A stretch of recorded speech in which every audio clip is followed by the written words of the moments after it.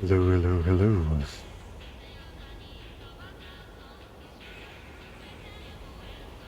It's finale time, baby.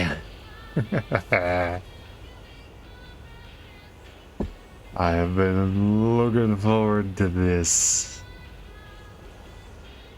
We had an absolutely crazy story mode. Insane story mode. I loved every second of it. We had 3 amazing areas full of battles that were, some were real easy, some of them were real hard, but all around it was just incredible and a ton of fun. And it's been really, really freaking cool. But now,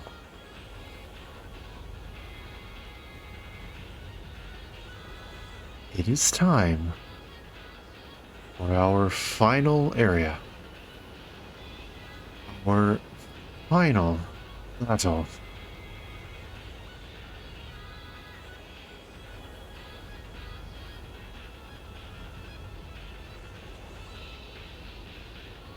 Time to bring about the end of Miss Morimoto and Renya Goto's gamble.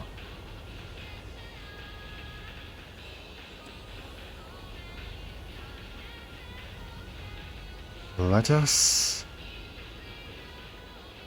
begin.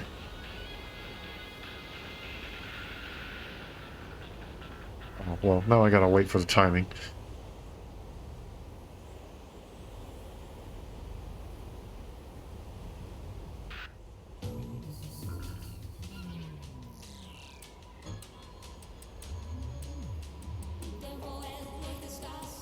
Take it in.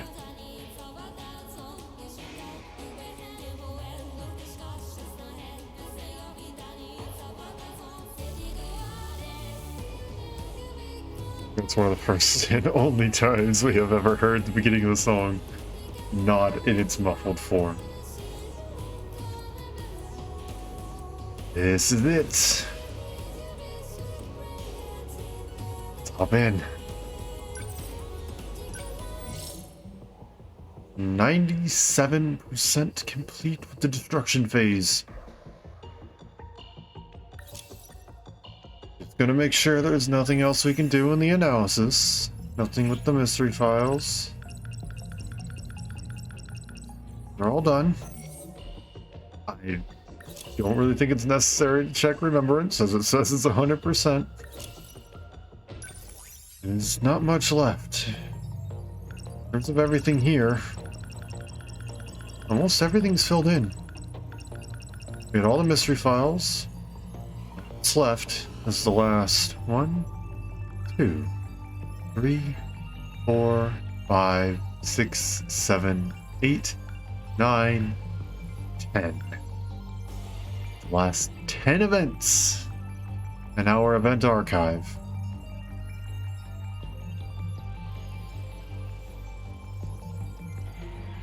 Let's see them for ourselves, shall we?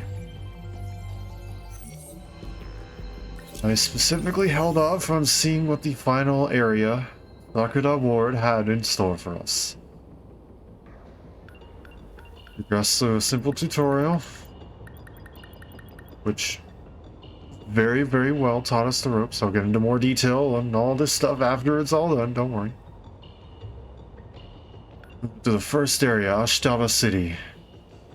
Got all S ranks. Second area, Shibugaki City. I got all S ranks. And of course the third area. Within the third area, Imawari Ward. All S ranks. All the way through. 30 S ranks. A completed story. Everything that can be possibly filled out up to this point. All completed. All filled out. Only one thing is left. Only one. Final area, area number 4, Sakura Ward. Unlock condition, overall story progress, 100%. Complete. Unlock the gate. Final area. Sakura Ward is now available. We are not given waves. It's not battle 1, 2, 3, 4. It's simply the Sakura High School battle. That is it. This is it.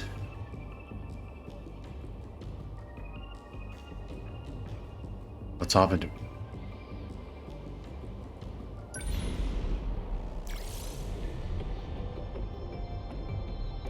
My staggering has worked wonders. We have every single character available to us. We can choose whatever characters we like.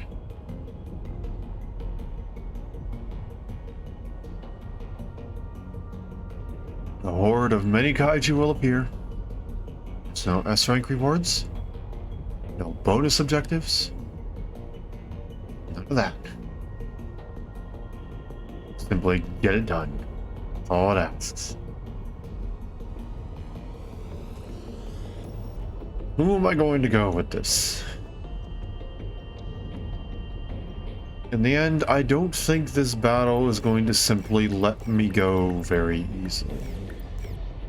Unfortunately. So I have to find a balance between good stats and characters I want there for the sake of the story.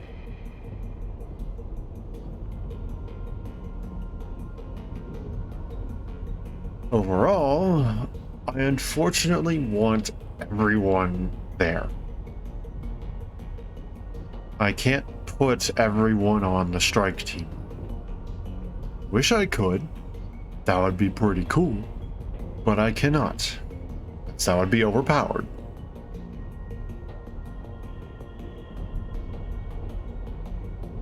What I've determined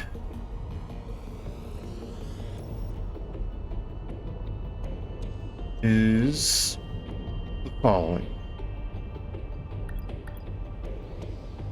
I think Kurabe should be in.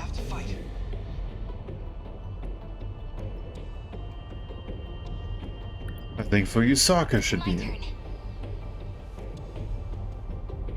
I choose these two because they are at the very center of our whole story. Kurabe used to be 426 or Judo Izumi, whichever you prefer. He's essentially the one that allowed us to fight this whole battle. Kyutashiba, Fluffy, whoever you want to call it. They came up with the idea of updating the decode and therefore allowing all of us to upgrade the Sentinel and fight back. Yusaka was of course meant to be the, well, clone of Mortimura. Specifically, Professor Mortimura. And of course, she's the main reason we're here in the first place. The nanomachine virus would not have affected humanity from the start if it weren't technically for her.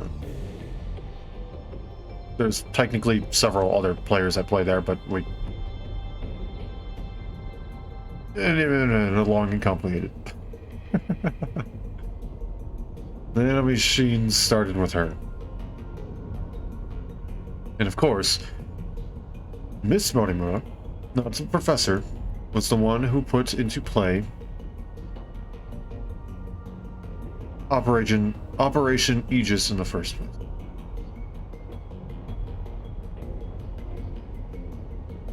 From these two,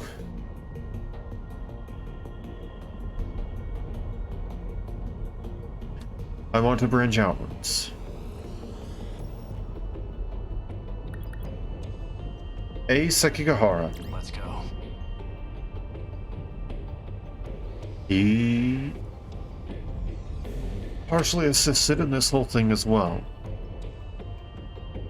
He was sent to assassinate Miss Morningstar, and he saw his job through to the end. That's, I think, about all we can really say about it. He also is, I think, pretty safe to say, in love with Fuyusaka, Iori Fuyusaka, and vice versa. I think that is important. From Kurabe's side, Judo Kurabe, I'm going to include Yakushiji. You can probably see where I'm going to go with this whole group, but we'll get there. Yakushiji took the idea of Fluffy 426, Kyutashiba, Judo Izumi, whatever name you wish to call them, and actually fully implemented it. She was the one who took the quote-unquote magic gun, aka the syringe gun filled with nanomachines, and actually updated the decode within all 13 of the pilots you can see on your screen now. Megami Yakushiji and Judo Kurabe still love each other, and I feel like they would make a good pair to go into this battle. Of course, with both Fuyusaka and Yakushiji, I think Tomi Kisaragi, Usami, I don't think it would be right to call her Miyuki Inaba. I think that's too separate of a person, but I mean, I guess you can technically call her that. I think she would also be a good fit. She has close relations with Fuyusaka and Yakushiji. And, of course, Miyuki Inaba, kind of this whole thing we're working with here. So I think she's going to be a good fit as well. No problem. And last but not least, on the strike team, Neji Ogata. Neji Ogata is very close to Tomi Kisaragi, and is also the future, well, I don't know, is also the future, was also the future. I'm not really sure how tenses work with time travel. Or really how this pseudo time travel, I guess, works. But at least for the case of the incident involving the ARC project, he's the head of Shikishima Industries, and his terraforming project heavily influenced the kaiju. So Neji Ogata will be our 6th member in our strike team. The Sakura High School final battle. I got this. I'm still going to go over everybody else though, because they all have very, very important parts. Takatoshi Hijiyama.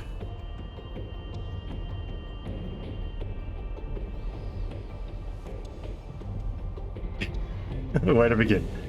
Well, to start, he for one saw his hometown razed by the Deimos. Kaiju. Saw firsthand what they can do, and he worked on a team to be one of the first people to pilot a Sentinel after the fall in Sector 3.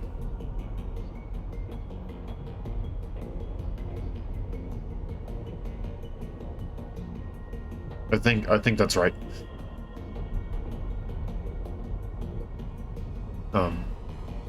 He's also very, very close, and while I think his current self refuses to admit it, at least in a different time, he was, I think would be the right tense, in a relationship with Tsukasa Okino, the programmer for the 5 different sectors and universal control, UFOs, whatever we wish to call them, we currently reside in.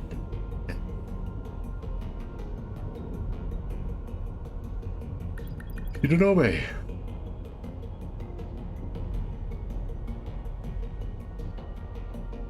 Like Sekigahara and Jirokudame, suffered from the infected Sentinels in Sector 3. I'm really hoping I'm remembering the sector correctly.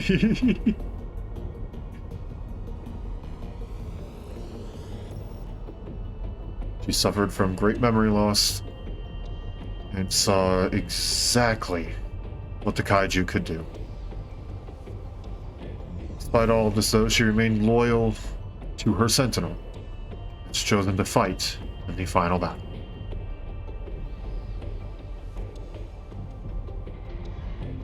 Formerly believing her sole purpose was to be with Tetsuya Ito, she eventually severed all ties with him in the most extreme way possible. Decided to fight not for a person, but for her team, for the world, and for herself. Natsuno Minami.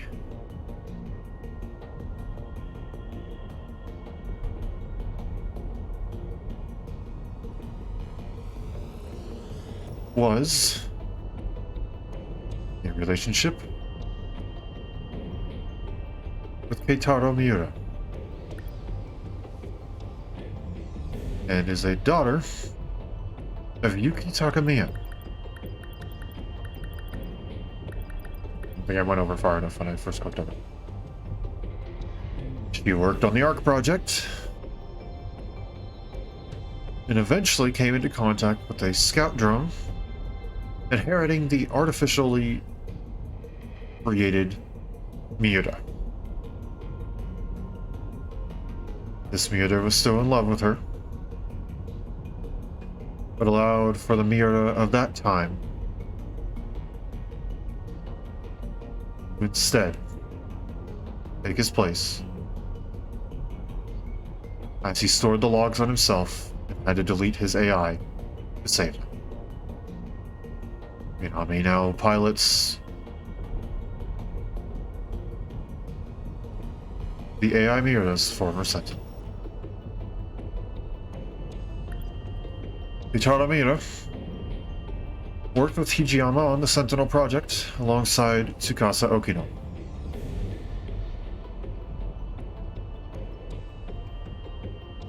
While his AI formerly piloted a Sentinel, he joined the battle in a similar suit, also piloting a Generation 3, and again, getting close to Natsuno Minami.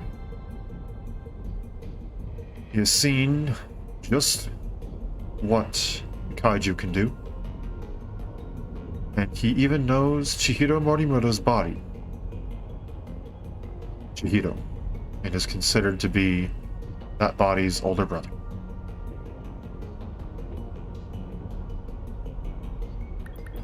Yuki Takamiya, very, very close to Natsuno Minami. In a different time,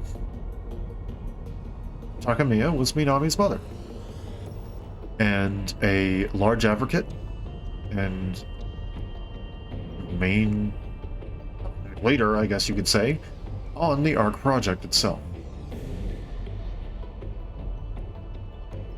He decided to discover the truth for the world, for herself, and worked with anyone she could to get information, while still sticking to her own morals.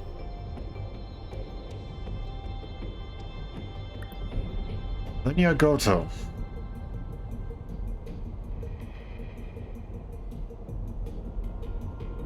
Goto was a close advisor to Professor Morimura. and in a different time, ordered her assassination after hiding funds from her and using her as an excuse to get some more money. In his current timeline, though, he fights for the simple sake of the world and his team. That he's close with Chihiro Morimura, the former professor, I think would be not quite the right word to use. But he made a gamble, and he's here to see it through.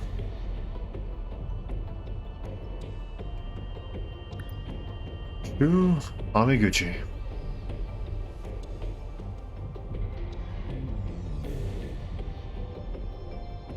Tetsuya Ida in a different time. While Tetsuya Ida is now completely removed from the world, his ties still remain. Shu spoke frequently with Miyuki Inaba, Tomi Kisaragi of that time, who Tetsuya Ida was in love with. While he now has his eyes set on someone else, Yuki Takamiya,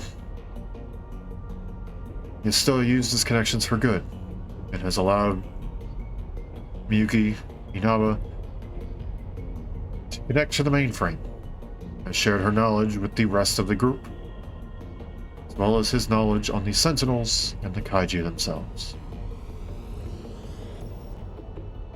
Bit of a playboy. That's his second skill states. But he still fights for the good of the world and all those who live in it. Those are our 13 pilots. And now,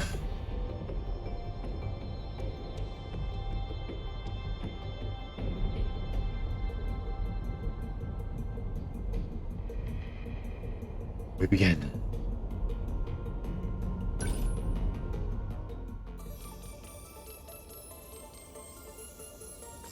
We're up against the wall here. Would really love a clue about what's gonna happen. How much do you know about universal control? Well, it manages the world, right? Keeps things running smooth, keeps us thinking we're from our own eras. So why would it let some crazy disaster like this go unchecked? What? You're saying it's not working? Universal control is still operating. If it wasn't, we wouldn't be getting headlines of this happening around the world. So, the system doesn't think this is unusual? That's right. Because it's checking it against the decode inside you. It convinces the system that's a normal process. That's when the Deimos appear. Universal control has no idea it's under attack. The mainframe gets taken over before it can even register anything. It forces a manual system reset. If it was aware of any of this, it'd never let this situation even happen. It still hasn't picked up on the problem? This whole giant robot apocalypse thing is kinda hard to miss. The Aegis severs the link. It can't detect any of this. Cutting off its connection to its nerves. Like a doctor's anesthetic before the knife. It's numb to the intrusion. And that's why we have to wake it up and show it the threat. We have to make the system understand this is not normal. It's a state of emergency. So how do we do that? I can broadcast the terminal link signal from the command ship I'm on. By routing the signal through here, I can reconnect the link severed by Aegis. That should make Universal Control finally realize what's going on. So this was your big fallback plan? Yes. It's the only option we have left. And that'll fix all of this? We won't have to fight anymore? Not yet. You've still got 5 minutes and 44 seconds until the mainframe is ready. If the final terminal is taken over before then, when the world gets reset, you'll all vanish along with it. This is the moment of truth. The final battle. Please, protect us all.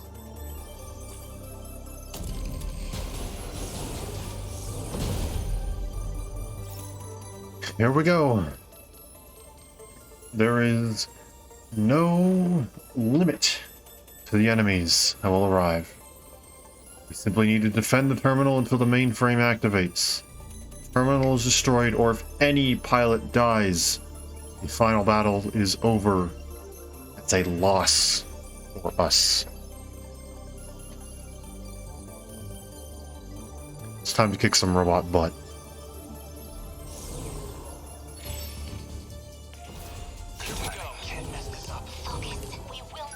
Interceptors. Going to be nice for some simple reinforcements, essentially. What now? Got a lot here, I see. And I did not upgrade anything before this. We're gonna see how this goes. We have twin tails to our left. A small swarm of workers to the south, to the bottom. More twin tails to our right.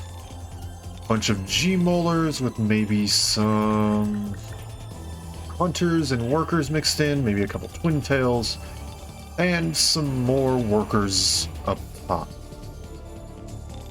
Since he can, I'm gonna allow Judo to go and attack these twin tails to the left.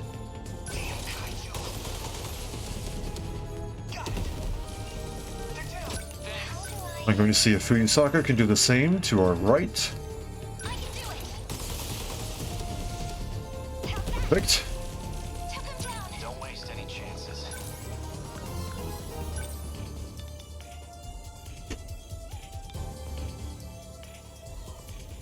Looks like you got Hara here.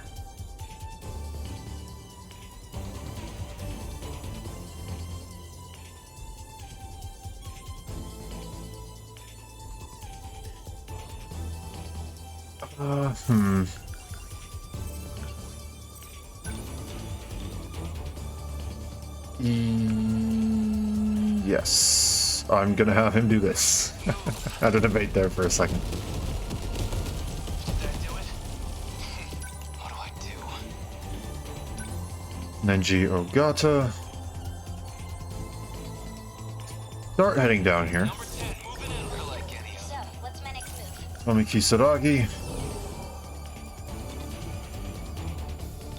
Think a missile rain up here would be nice. Let's do this.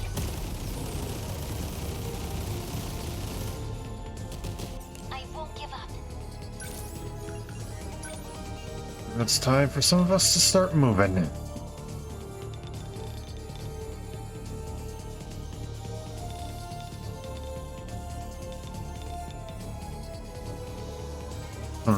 Okay. I think we need to move a little bit further out before we decide to take an action that requires moving. Number 23.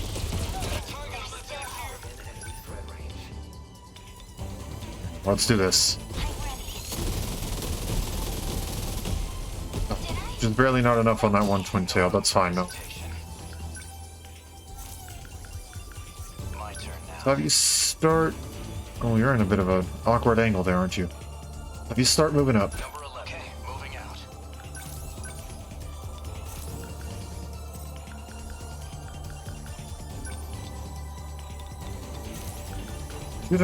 Judo. I'd like to have you start moving just a bit. Won't be able to move very far, but let's start with it. Number 13. What do I Moving do?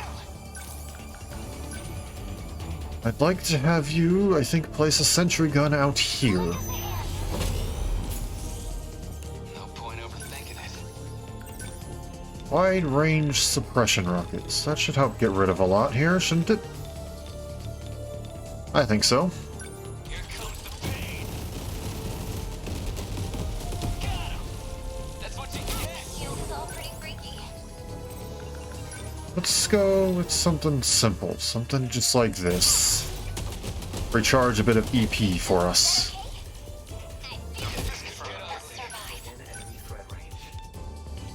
We have an Apsos. I'm going to say that's going to be a priority, and we need to get rid of it. Got it. Destroy. Can't mess this up. Perfect, I can get all of them.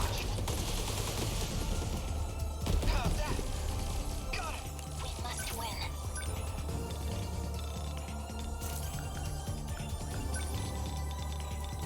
Let's go with something like this. I'm ready. That took care of a lot of our flying enemies. Let's see.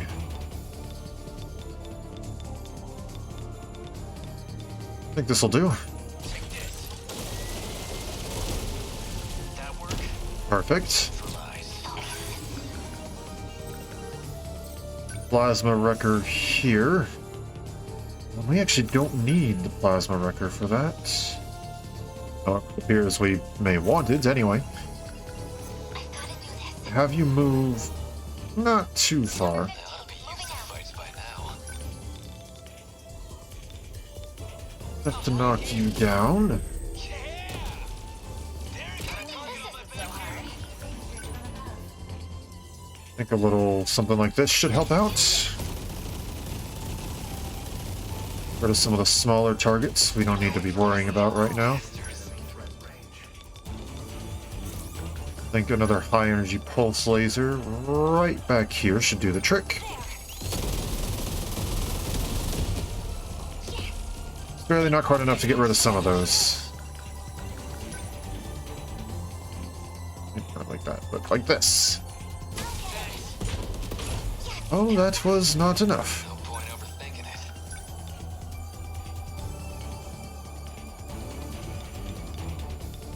There we go. Let's do this. Good. That's what you get. Don't waste any chances.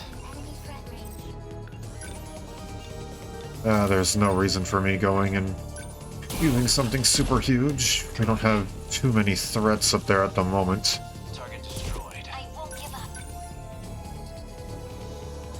And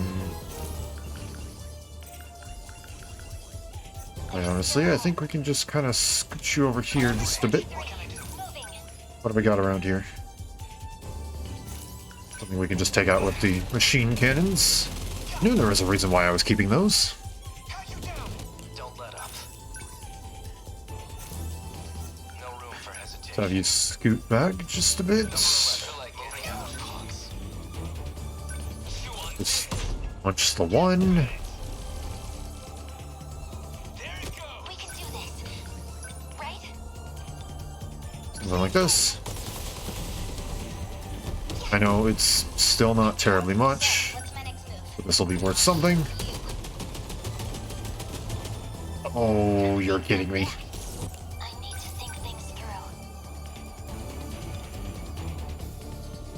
Just I'm ready. Did I? let's do that and we'll take care of it. Destroyed. Okay. Score. What now? We'll do that. That's what you get. It must survive.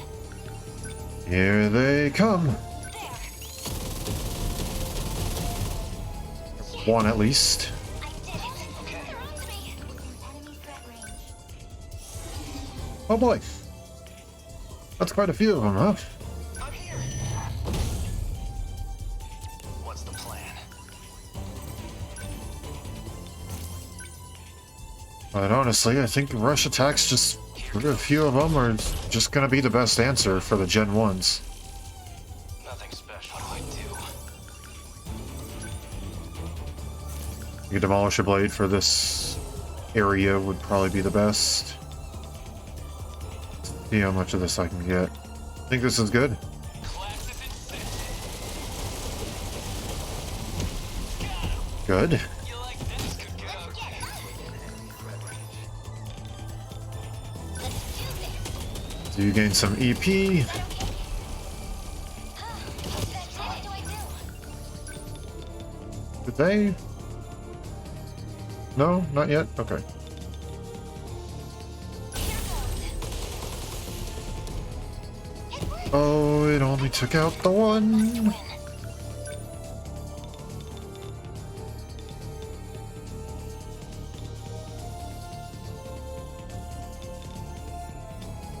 Okay, let's do this. Help out just a bit there.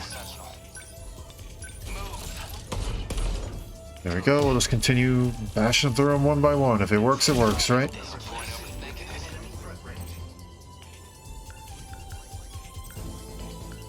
Okay, let's see just how far we can step back before simply laying down a blanket.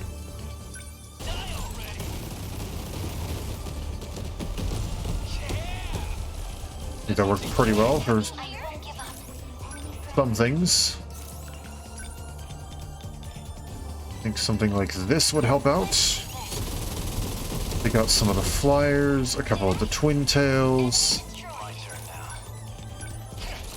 There goes another twin tail.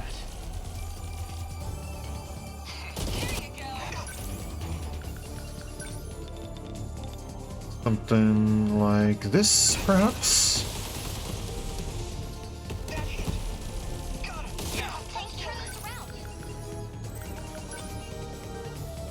I guess just something like this. They felt that. Did you see that? The last adjustments are going smoothly. Just hold out a little longer. Something tells me the difficulty is about to ramp up very dramatically. That work? Neutralized. We will not PG, I think it might be time for some more interceptors. How do I... And Fuyusaka. Time for some missile launchers. The rocket launchers, I guess. I did it? They'll be used to fights by now. Take care of the twin tail. Take it. You like that? How's the Sentinel? There you go. Just keep on getting closer to that circle. Good. How many left? I need to think things through. Not exactly much I can do, so I'm gonna have you move up here. What now? Here comes the pain. Triple punch. That's what you get. What now?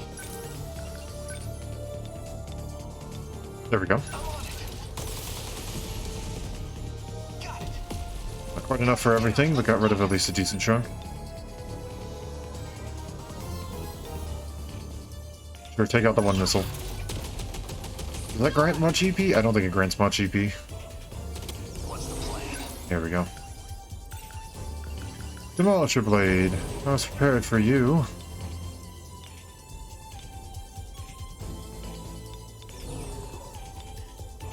I don't exactly know if I can get both. Oh?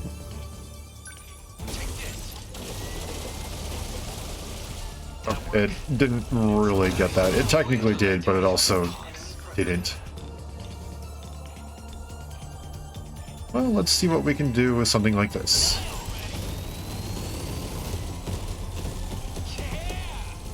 I'd say that worked pretty well.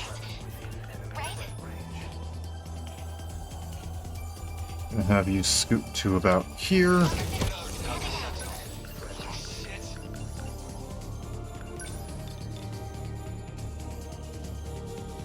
Thinking...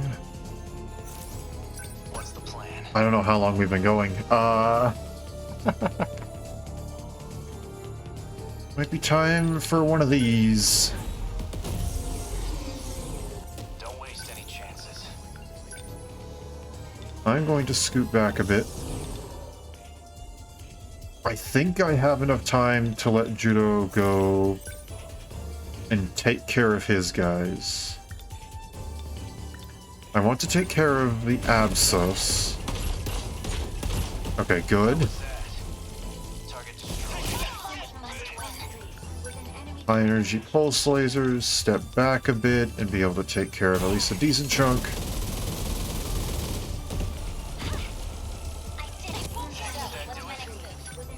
A missile rain like this.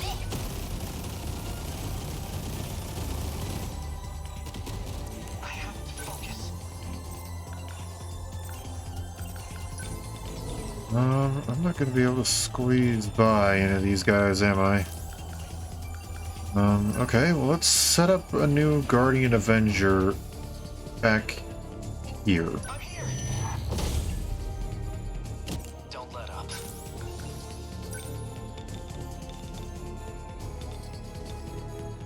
I don't know if that's exactly a good idea.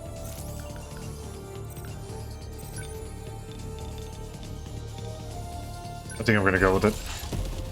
I don't know if it's the greatest idea, How was that? but at the very least it would help out like that.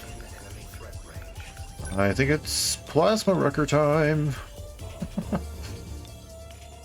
I can just barely hit that Apsos.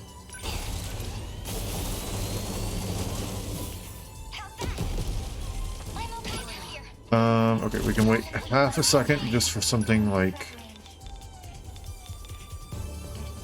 this.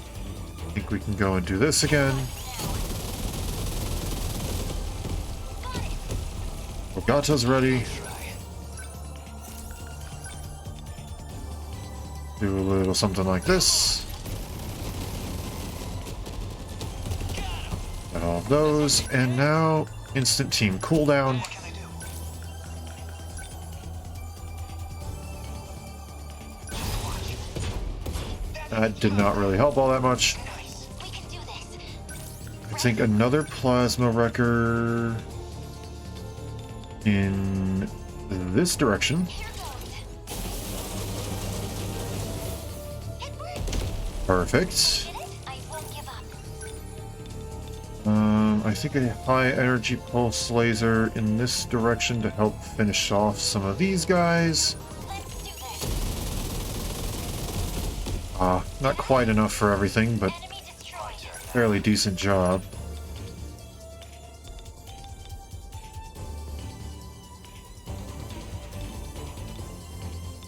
Yeah, I probably want to get rid of that. Here goes. Did that do it? Target destroyed. Didn't really do much, but I think I'll take it. We'll get all of these G-molars. Is that all you got? This is all pretty freaky.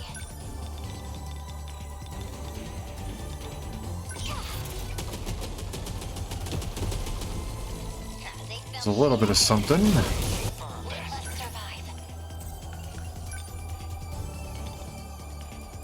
No. One down. They're like any other punks. Get the drumline first, please.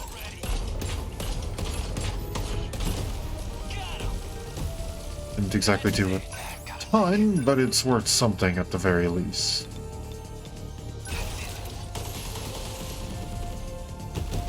There's a few more.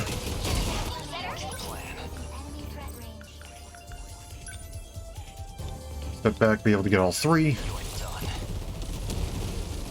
Network neutralized. This isn't so hard. Don't jinx it, Kisaragi.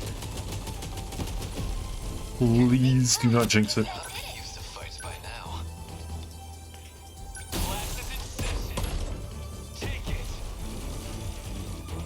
You like that? There's still hope. Something like this. Ugh, not quite. What do I do? There goes, hopefully, all of them. That's all of them. Took him down. I need the instant team cooldown, yeah. I guess something like this? How's that? They're down. How do I...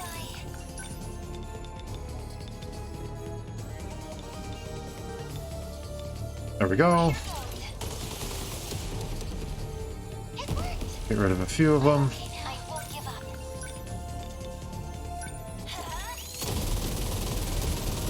There you go. It's probably good that we got rid of that one flyer. My turn now. And we start moving back over here, but take out a couple of them on the way. Next. They're like any other punks.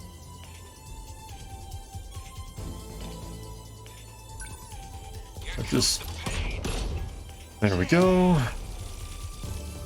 That's what you get. Turn this around. Pizza Doggy, I'm gonna actually have you defend. I'll try. With an enemy threat range. They're like I'm gonna any other have colonies. you start moving back down here, as this is originally where I assigned you. Don't waste any chances. As for you, maybe as far as you're able to go. So I'm gonna send you a bit more up here. Moving out. On energy pulse laser, try and hit everything here.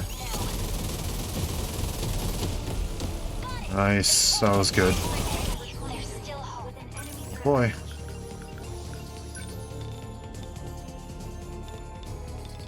We need to back up just a bit.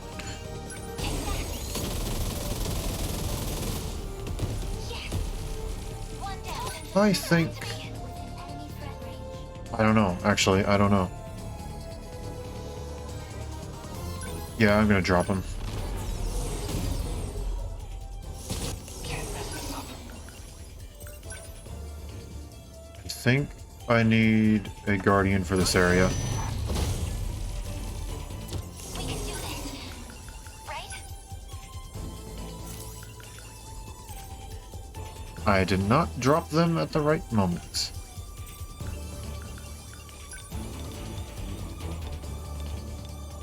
Light, but you're not armored at the very least. I'll get him. Doesn't mean you don't have health like an armored unit, though. My turn now. Yeah, I was just making sure, just to make sure I actually did truly use it. That's gonna hit all three of you, hopefully. Take this. How was that? Nothing special. Yep, Don't give up. it hit all three of them. Let's do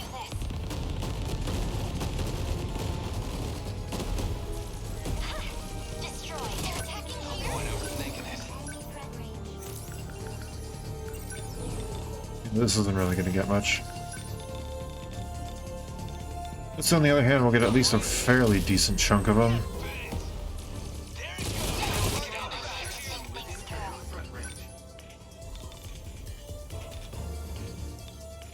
Come on. My turn now. You're done. Oh, Good. come on. Processing is halfway done. Halfway. You've all come so far. I know you can do this. Going for my deal.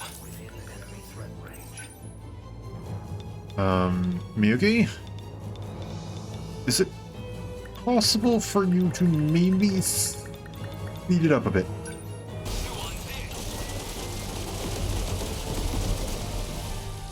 You like that? What now?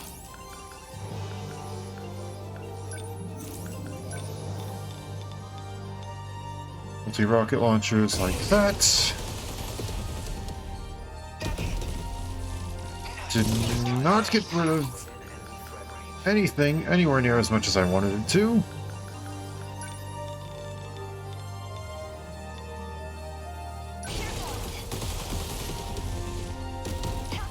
Come on, Tommy. I need something a bit like this. Take care of the small part for me, please. We must win.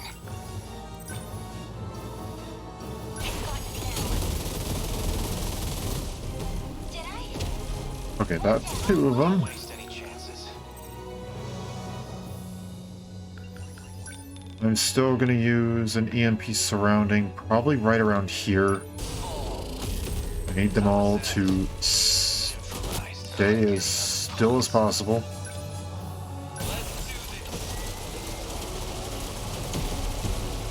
Okay, that's pretty good. We will not lose.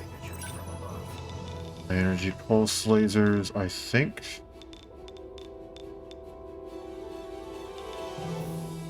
Go and take out some of these. Got it. Good. I did it. No room for hesitation. Need this Terror Carrier to be gone. Did not get rid of it. Nothing special. Nah, gotta think. I'm just gonna have to keep using this. Got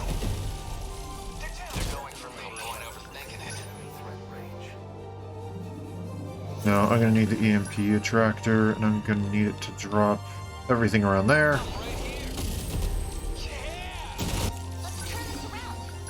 I need another missile rain, like here.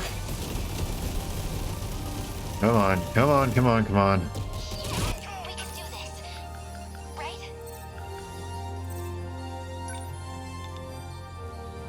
I can do it. It worked. Are we getting their numbers down? I need to think things through. Are we getting their numbers down? No, Iori. No, we are not. In fact, their numbers are actually increasing as we speak. There. I hate to burst your bubble. How's the Sentinel? I'm gonna see if I can go back here. Then do a little bit of something like this. How was that? Good, good, good, good, good, good.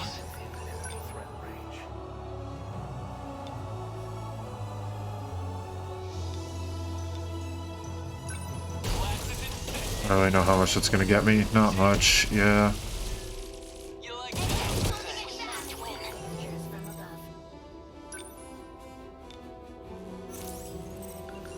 Interceptors, I think we need a few more. Can always use a few more. What can I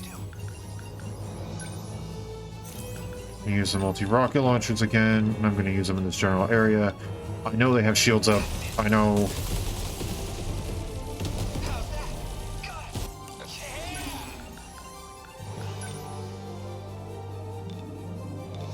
Okay, so you're going to exist in my general area. Good to know.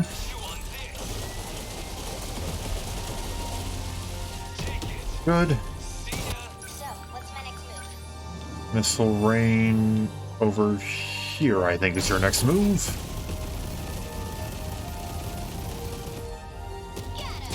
You must survive. Enemy threat range. I'm ready. Yes. No. Maybe use something like a,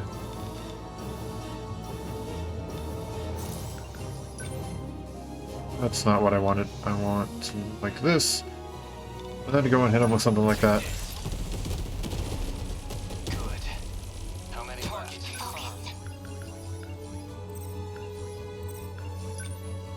Rocket launchers right there. Would that really be good? Fortunately, the plasmic wrecker is down on the ground.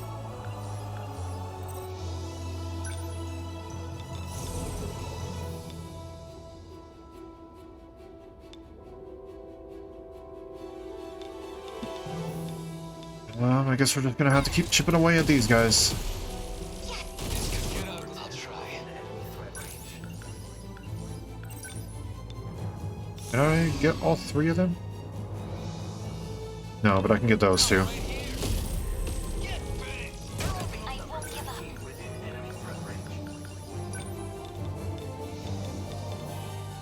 I've got it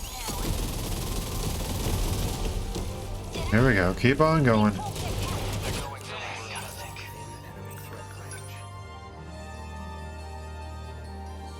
Many of you have a cannon, Matt.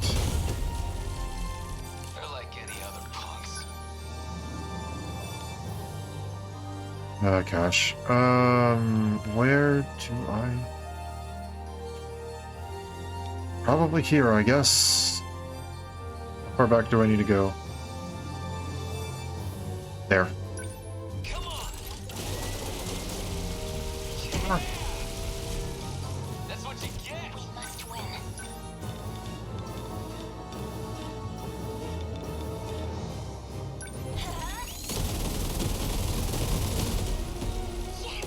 Oh boy.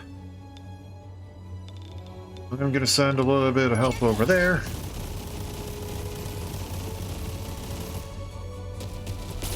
Don't waste any chances.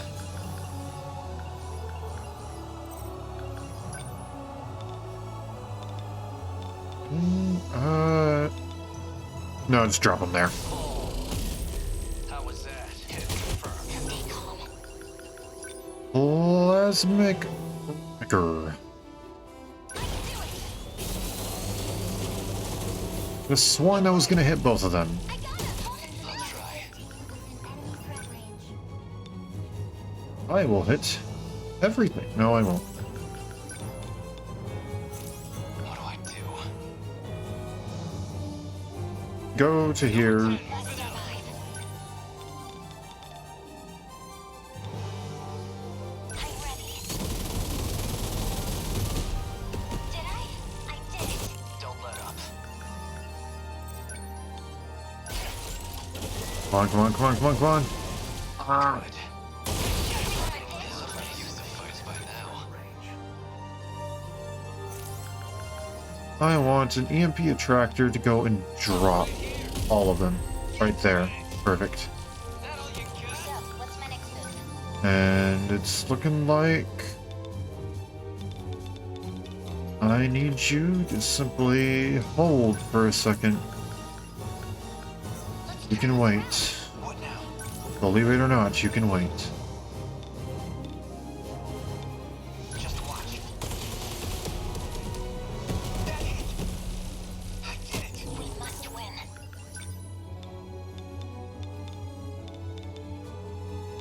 Come on. Got it! They won't get past me. My turn now. Back attack. Take this. There we go, that was enough. Neutralized. Was that No point okay? overthinking it. Oh, no you don't. Some of you are still in the air. I'm right here. Take it. That's it. There's still hope. What is that? That is that is an upgraded gladiator. That is what that is. Enemy destroyed. What do I do?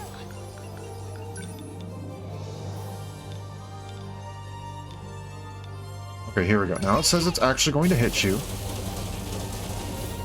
How's that? It didn't entirely work. What's the plan? Worked well enough. That work? Nothing special.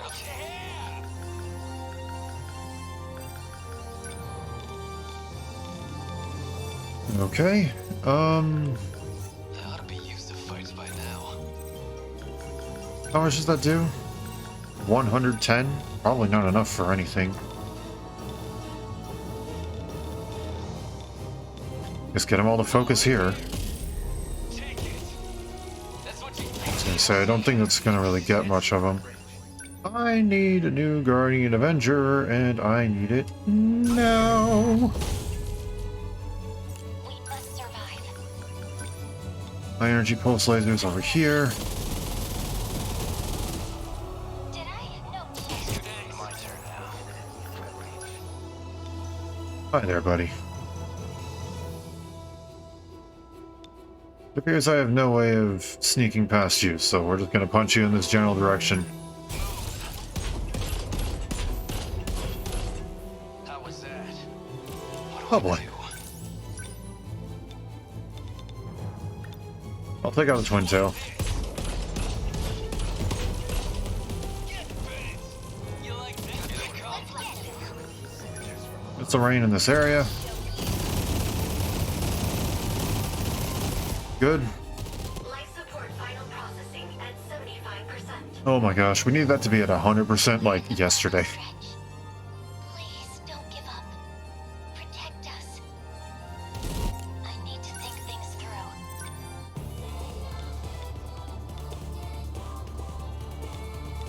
Yo. Take that. Good, there goes one. No room for hesitation.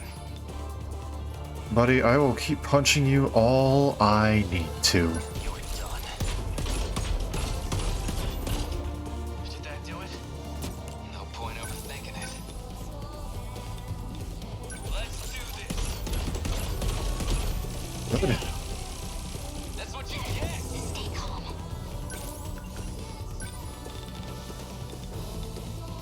Here we go. And the rest of them that didn't are just going to be taken out by the missiles. Any chances? 104, I don't think that's going to pierce through. What? I would like to hit the drum mine though.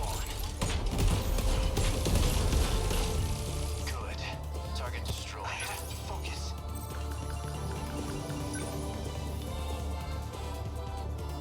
Okay, I got your next target. Over here, please. How's that? Got it. I'll try. Don't know if that's going to exactly do too much, but that's about what I figured. We will not lose. I've got you now. Destroyed. I can do this.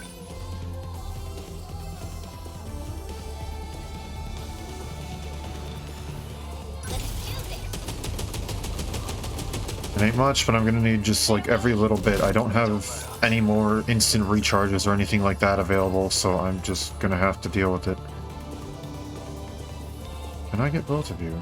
Yes. Good. Hit the gladiator first. Okay, well, that took all of them. That's fine, though. I like any other punks. Come on.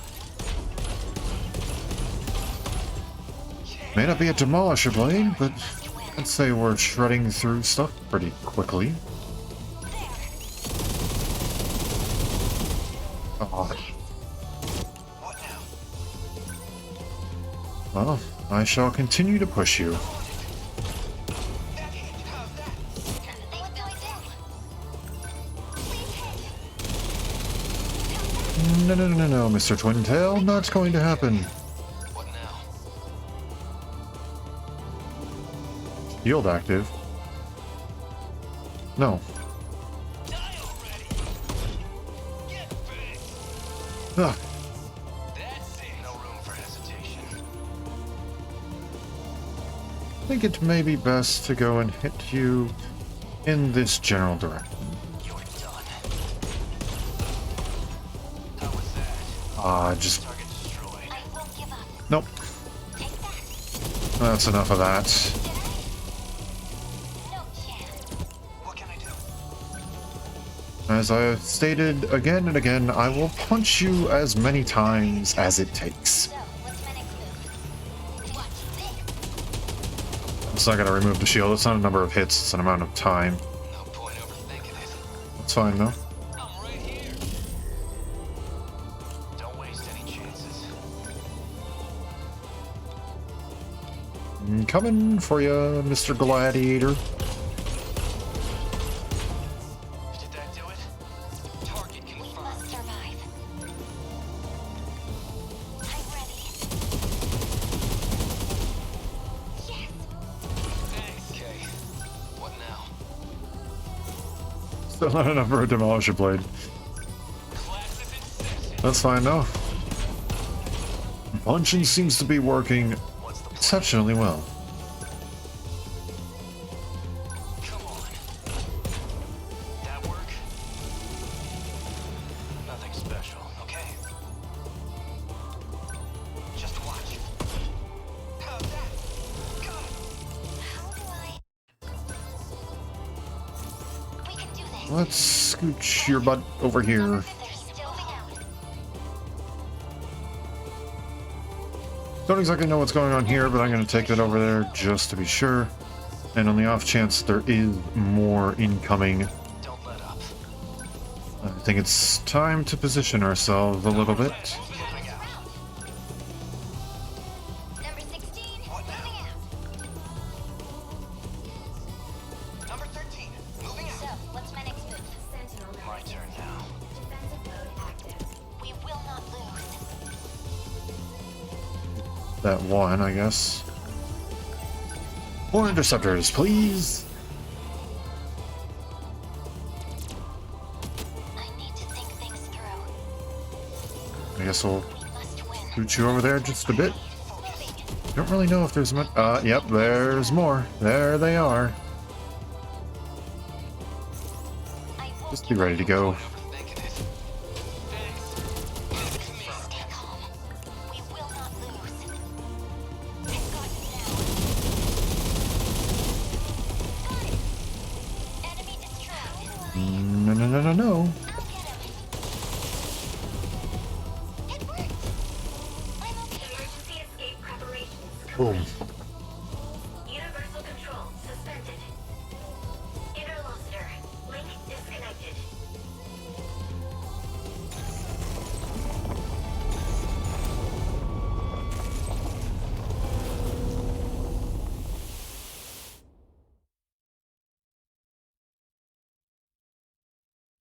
Wait.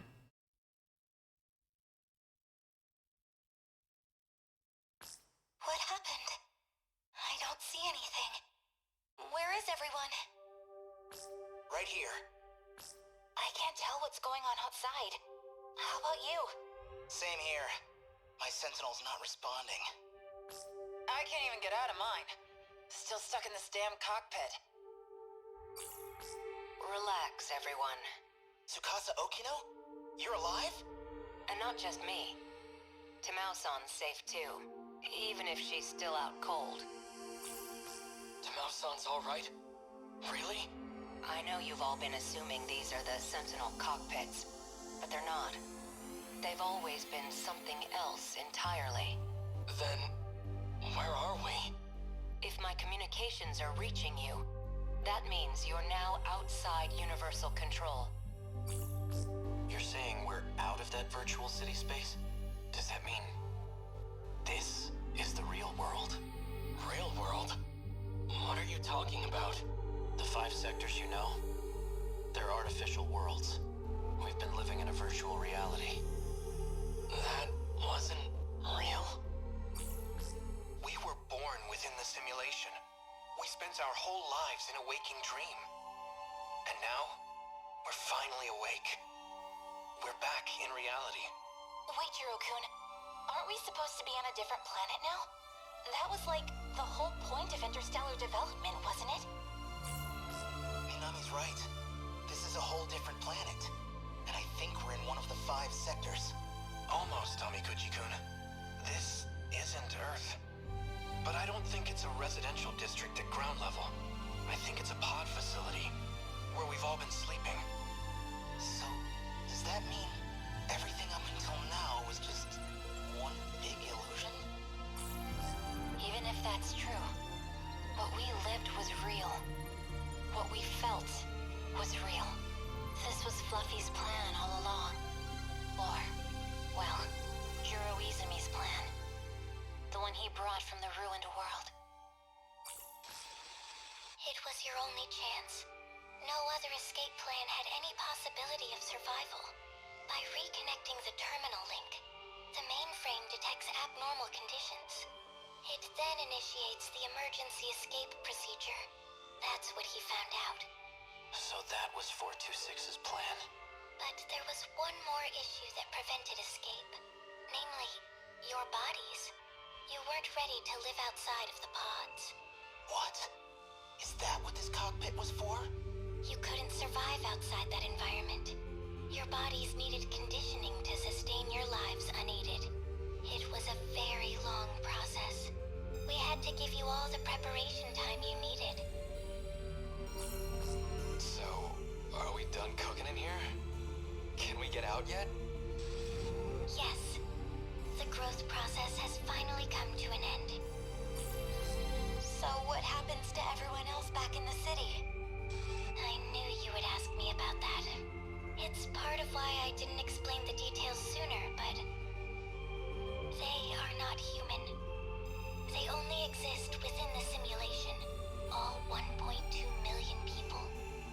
Everyone who lived in those sectors, they were all AI, created and managed by Universal Control.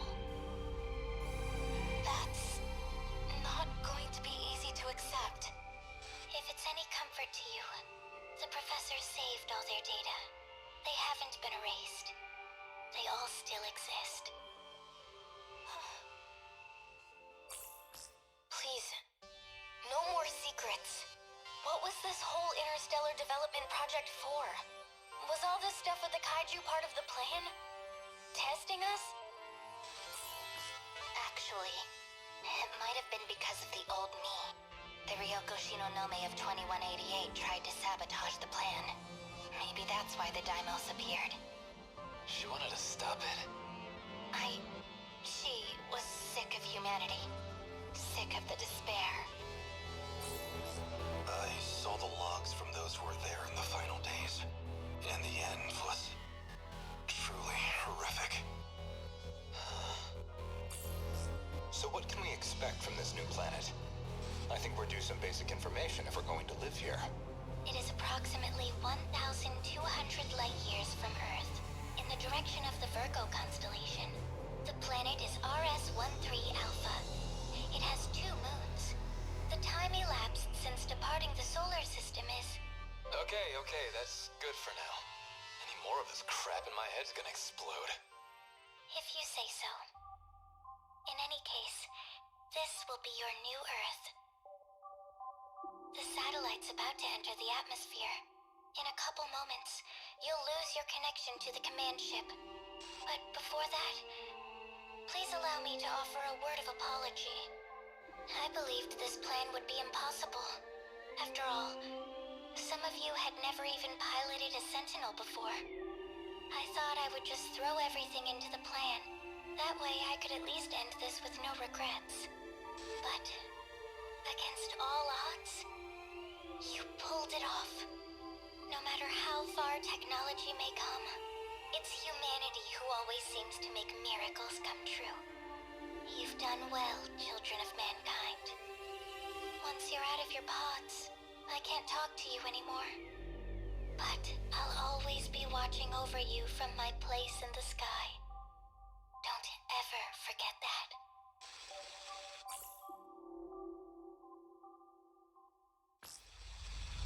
If you're watching this footage, that means Project Ark was a success. You have left Earth behind. But you are now on a planet terraformed to be a second Earth. Probes were scattered into space in search of viable planets. I can't say how far your planet is from Earth, but even the closest candidate planet is 12 light years away. It may have been tens of thousands of years. No, it's likely an even more astronomical amount of time has passed. Unfortunately, by the time you watch this, humanity will have gone extinct. In the end, we couldn't save Earth from ruin. But you are our reincarnations, our successors. And you stand on an uncharted world full of new hope. Having reached 18 years of age, you'll now undergo a 2-year program of special training. This will give you some vital knowledge for daily life and future development. Once you're finished with that program, you can finally take your first steps into your new homeland.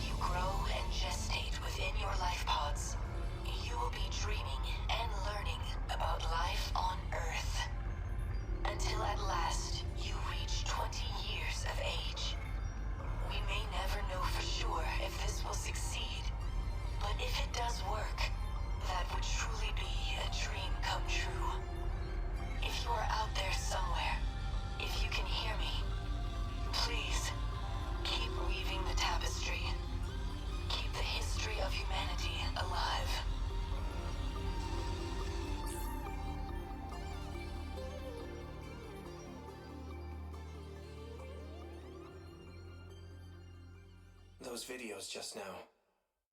So those were meant to play if everything went according to plan. I guess the idea was for us to step outside at 20 years old. It's so dark.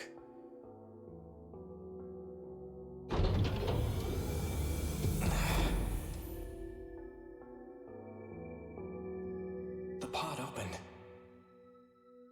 Where is everyone? Here. Stand up. Oh, wait, hold on. Your eyes will get No. used to the light outside in no time. Do I need it? Yakushiji. You're the last one awake, Jiro. Everyone's already outside. Come on. What's the matter? I'm going to assume this is okay. And shut up. Surprised. Just thinking. This must be the real you, Yakushiji. Do I seem that different? Now I can feel you next to me. I can feel your heart beating. We can finally touch each other. With real hands. Real skin. So, it's all over. What do we do now? Let's go join the others. This plan was meant to save the human race. We already know what we're going to do now.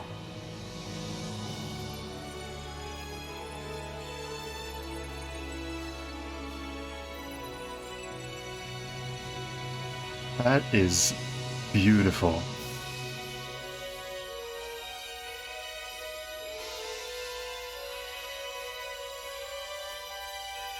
We're going to live.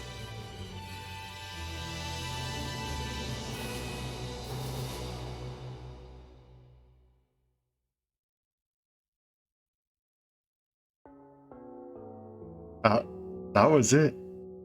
I think. Well,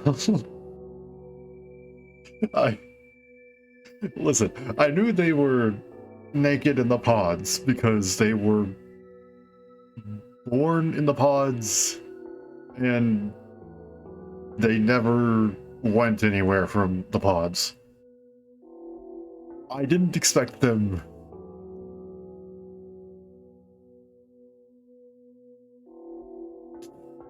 to do that. I didn't expect that. Twitch, please don't ban me. YouTube, when I upload this VOD, please don't ban me.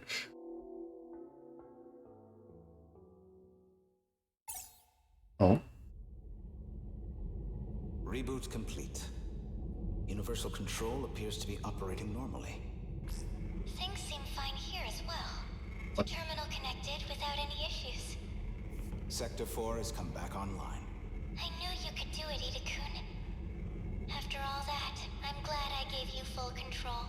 Tommy, I have to know. I assumed you'd hate me after everything. That you'd think me a monster. I was alone after I shifted to the command ship, but in my darkest hour. Do you know whose ID I relied on?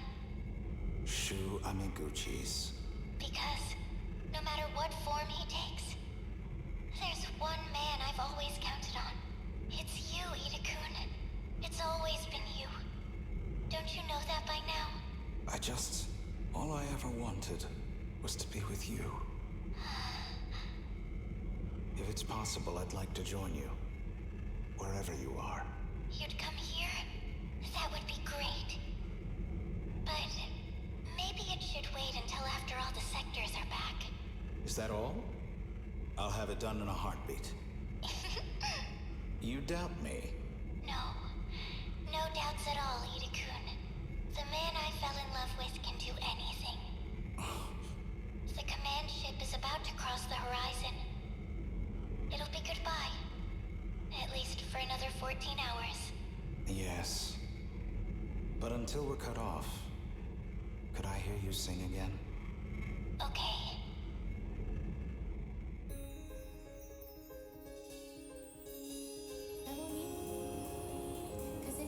Look at that. Never thought I'd be back here. You really never cease to amaze me. So, how's life on the outside? It's been 5 years since we exited the simulation. We now have 2 bases established above ground. Somehow, we've achieved some measure of stability. The facilities are now operational. We're learning all kinds of new technologies. Ryoko and I have a new project. We're looking into using the pods to recreate the people of this city. We found research notes from Ryoko Shinonome, the genetic engineer. Now we know enough to manipulate genetic information. It's definitely possible. Don't you agree? Sounds familiar. From before the plan, right? I suppose she was working on something like that. So you want to use the pods to make AI into true humans? I don't know when we'll be ready. But even if it takes years, we want them to see the second Earth. We'd welcome them. Well then, sounds like you're doing just fine. I guess I won't need to step in and lead you after all. I've heard a lot about you, Professor. Could we ask you to review our research? Well, I suppose you did win the bet. Fine. I can manage a peer review. Thank you, Professor Morimura. Is he back here too? Yes. Miura is also here. Then I'm going to have to visit him. We're family, after all. Please, wait. Allow us to accompany you. Let's go, Ryoko. Yeah.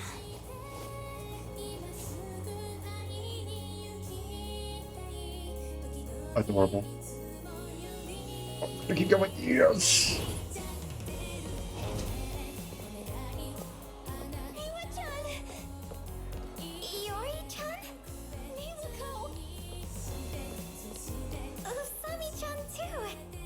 What's gotten into you two? Oh, Miwa-chan. I just saw Natsuno-chan, and she was a crying mess too. I'm just really glad to see you, Miwako. What do you mean? I really, really missed you. You're acting so strange, Usami-chan.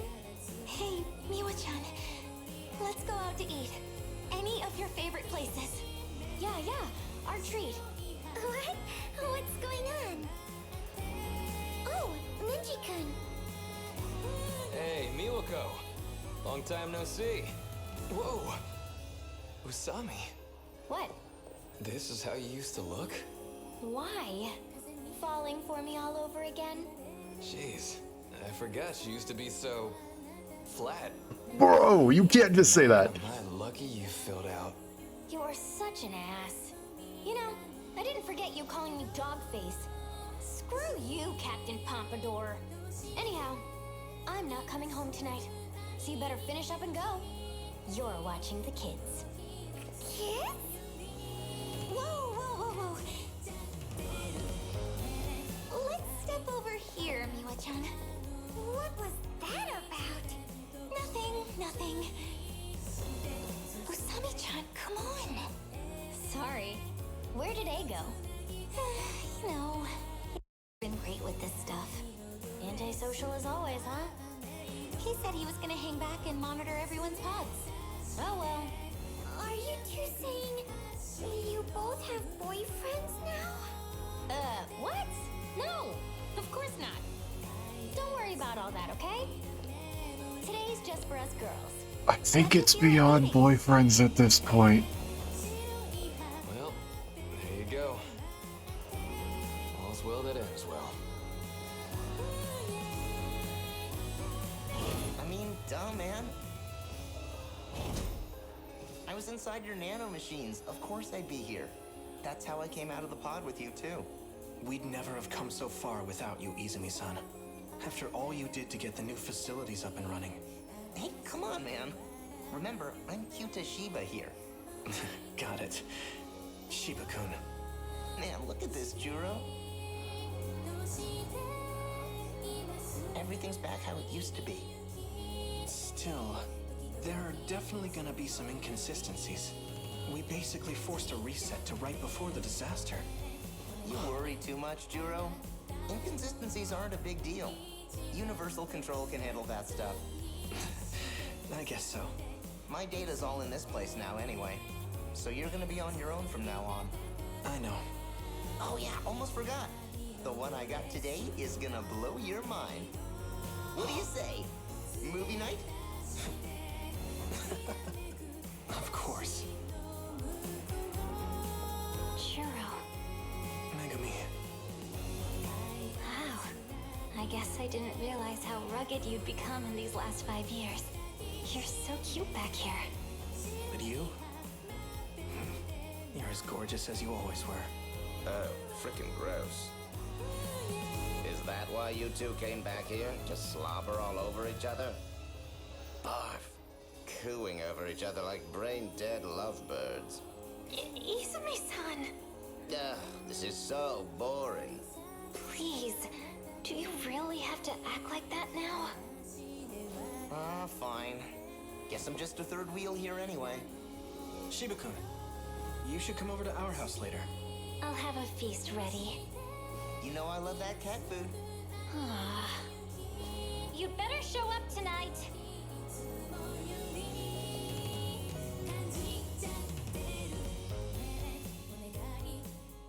Aw.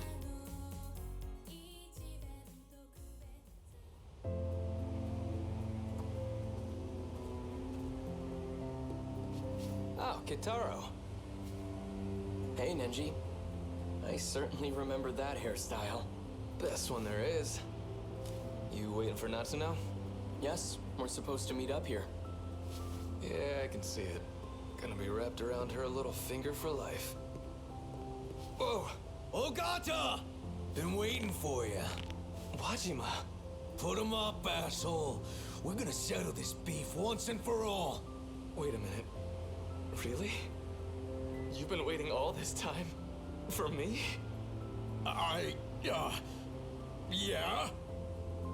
God damn it. This is the most beautiful shit I ever heard. What the hell's your problem? Wajima, dude. God, it's good to see you too, man. I'm gonna punch your lights out! Yeah, do it! Give me your best shot! Anything you want, man. Hey, boss? I think he's crying. Ogata. You okay, man?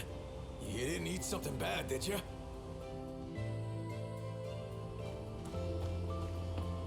Sorry to keep you, Keitaro-kun. Natsuno-san, I just had to stop by the lockers. your eyes are red. Were you crying? Well, yeah, 'cause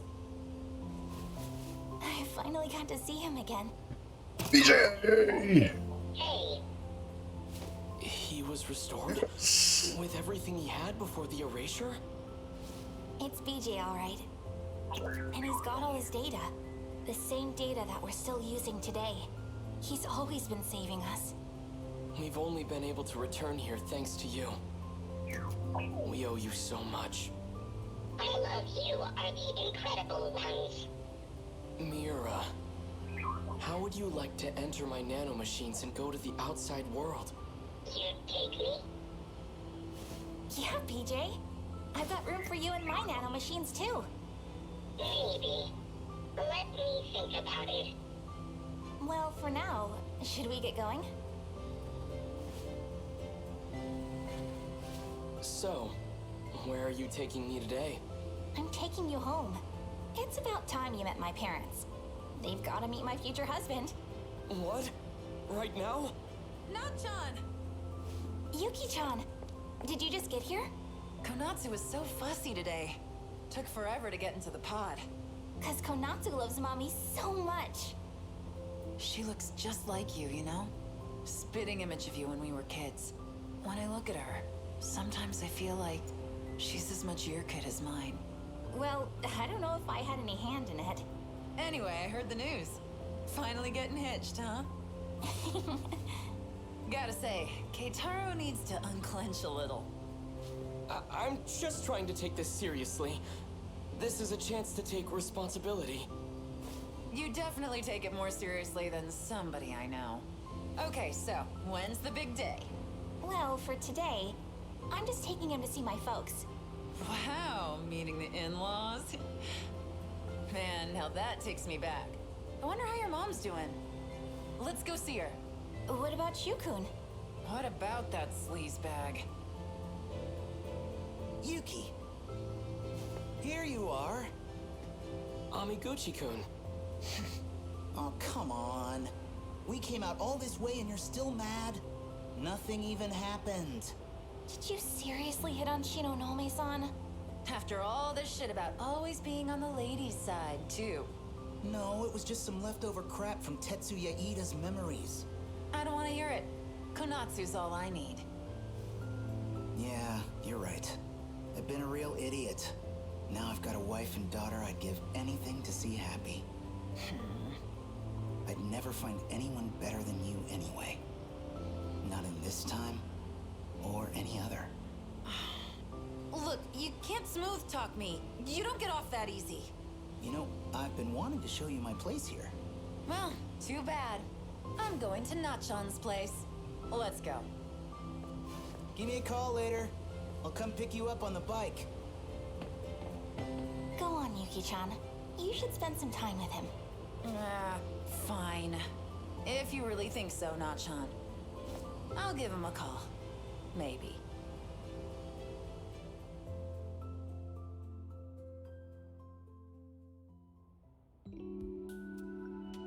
Been loving all these interactions so far. This is it, Tamal-san.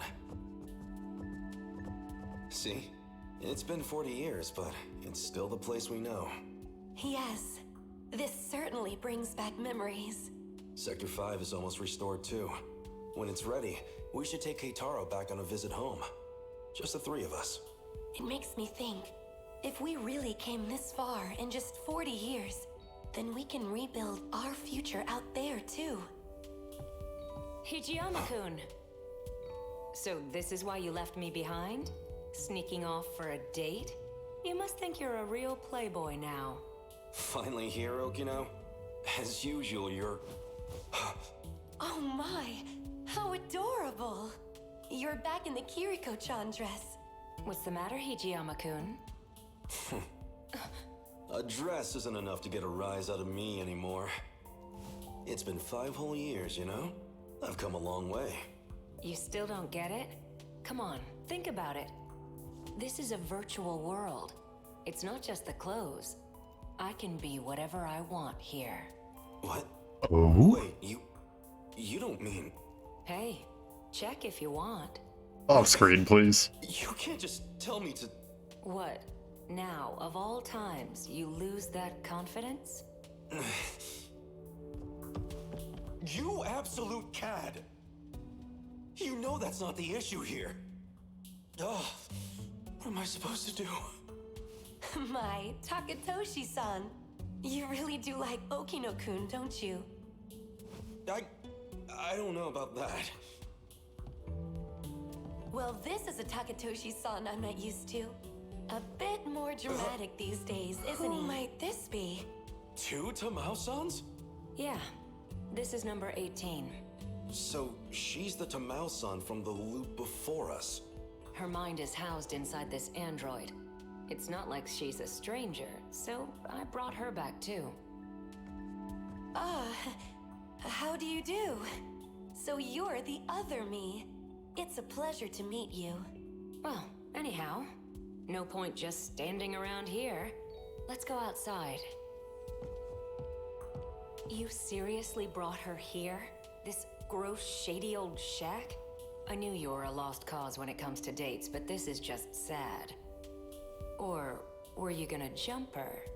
You really are positively shameless, aren't you? Ah, well, I suppose I'd better step in. Here, if you want to know where couples go, I'll show you around. Number 18, Tamao-san's all yours. We'll be just fine. Wait a minute, what's all this about couples? Come on, let's go. Why should I listen to you? Stop being such a baby already. I still don't quite understand. I don't know what it was like for all of you. Or maybe I just want to know what really came of all our efforts. Then let's talk. It'd be my pleasure to explain. It took an incredible amount of time, but what they achieved truly was A miracle.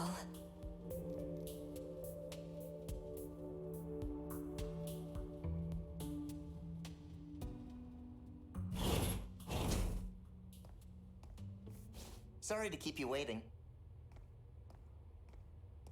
What's up, Ms. Morimura? So, what is this about?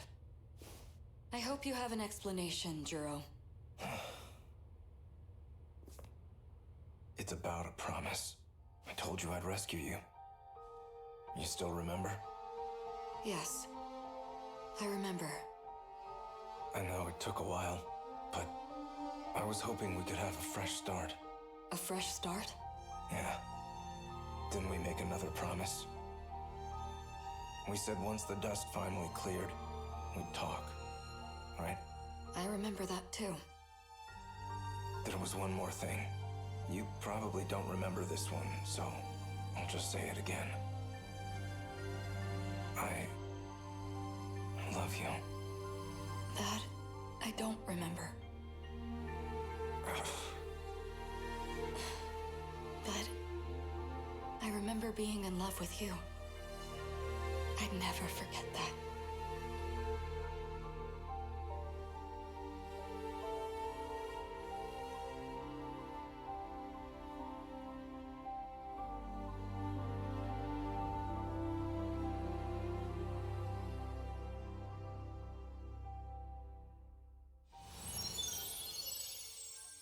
That was good.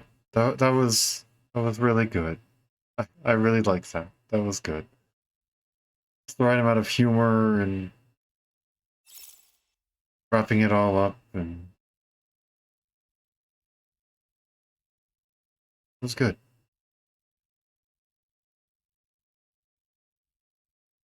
The ending entry has been added to the event archives. Additional characters can now be viewed from the event archives. You can now restart each protagonist's story from the beginning at the protagonist selection screen. And the fourth area of destruction has been unlocked. Okay. Basically everything we just saw. And with this,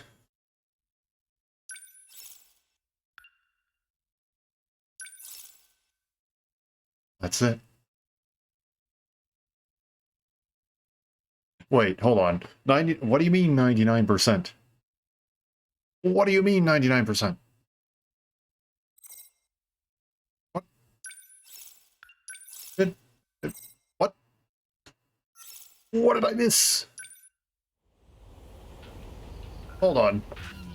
Before I get all sappy, what did I miss?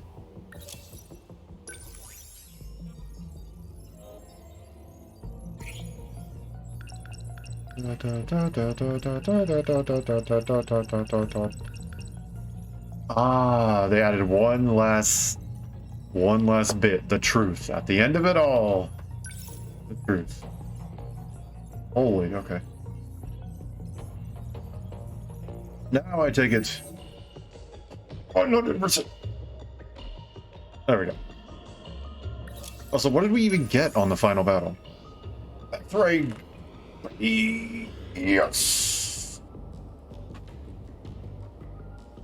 I am a strategic genius.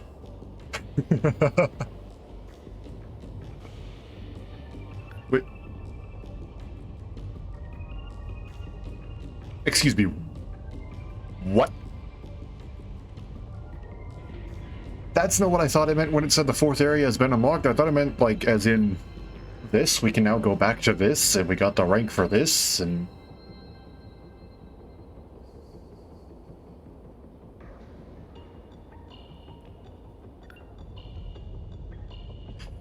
Post game! Okay. Also, I just realized, all of these are S stars. That's just an S. Oh, you know what? I bet it's because of bonus objectives. I bet you the star is whether or not I completed the bonus objective.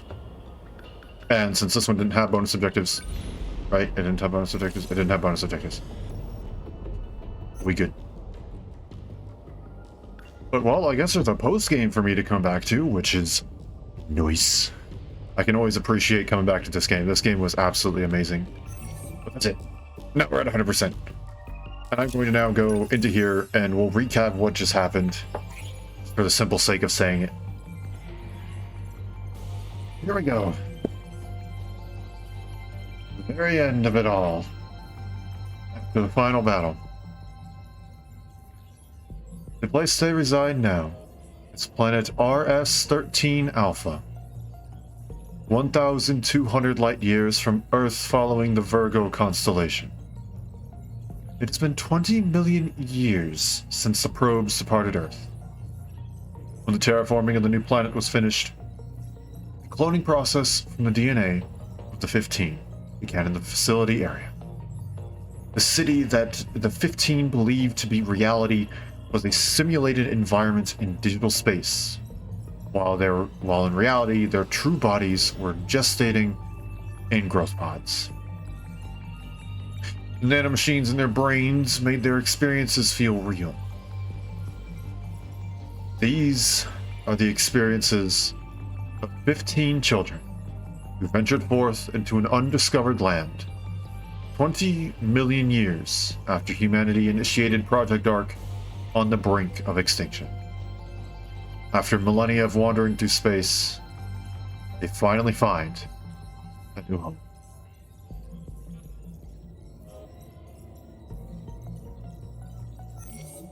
That's it.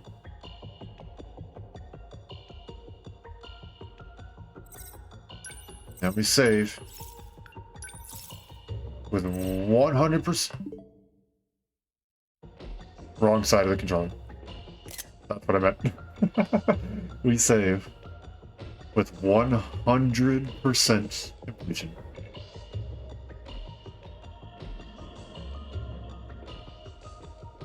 Now time to apparently go over 100%. I'm okay with this. Well, this game is to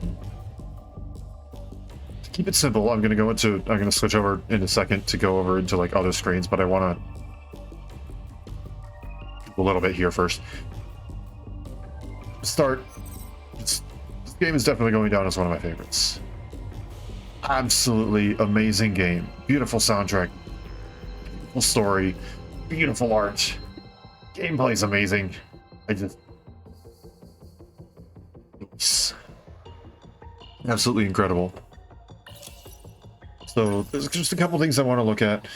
Okay, so minus button is restart, but it's basically just us reviewing all of this again.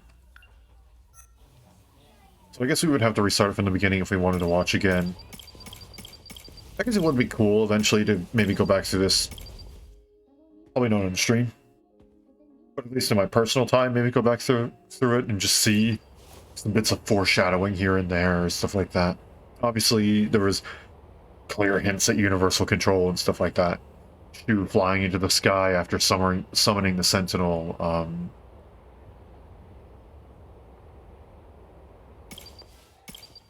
Who was it?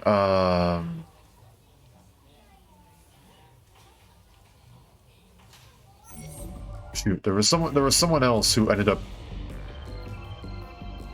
kind of like in that ether sort of thing, where they weren't in any specific area. I don't even know if you could. I don't even think it was Sector 0 or whatever. But that's really cool. So, oh, that's cool. So yeah, now we can see the individual events of everyone.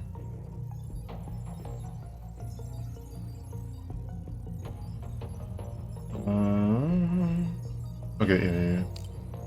We learn about the events of like each of the 2188 characters, which is really nice. But now they're considered separate and stuff like that. And we can also have the instances of one loop ago. I think there's probably 2 loops ago. Yep, 2 loops ago. Characters as a child, Tetsuya Ida. Yeah, that's pretty cool how they have it all separated, so now we can go through any specific character we want to really see. In the very end,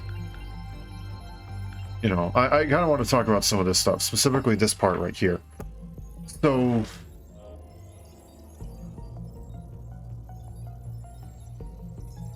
Tetsuya Ida remains. Not gonna rewatch this because I feel like I'm already pushing it.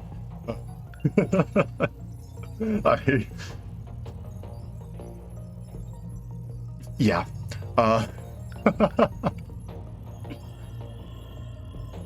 So this is 20 million years in the future. And somehow all of this data survived. Which is incredible.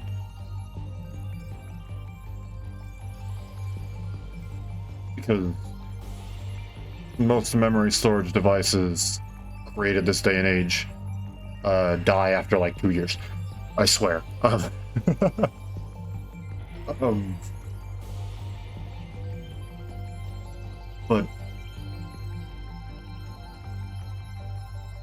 so the nearest planet. Let's start with this, like the reveal. So the nearest planet was 12 light years away, according to Professor Chihiro Morimura from 2188. The nearest compatible planet was 12 light years away.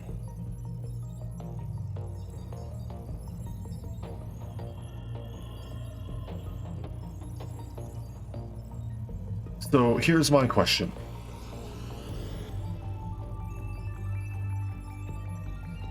Did any probe reach that planet? Because keep in mind, the planet RS-13 Alpha was 1,200. Literally 100 times further away. 1,200 light years away.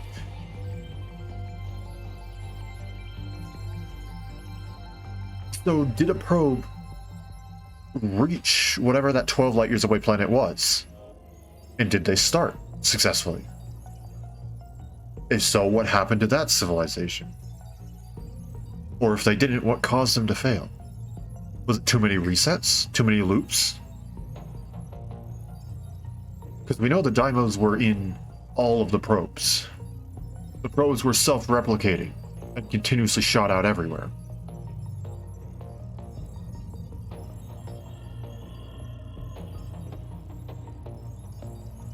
So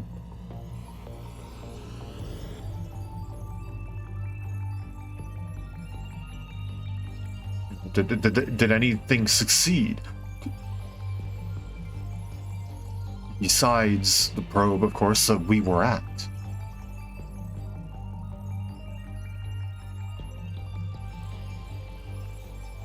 I don't know. I guess that's just a theory question.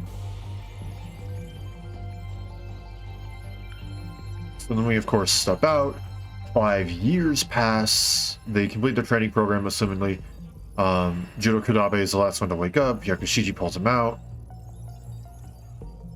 And they walk out into the new world, which is absolutely beautiful, by the way. Absolutely love that art.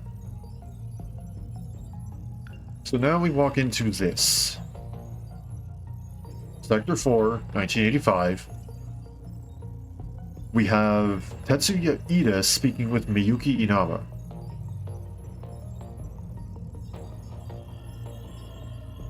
So, my question is...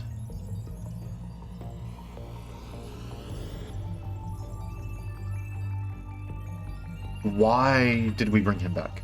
I guess that's my question.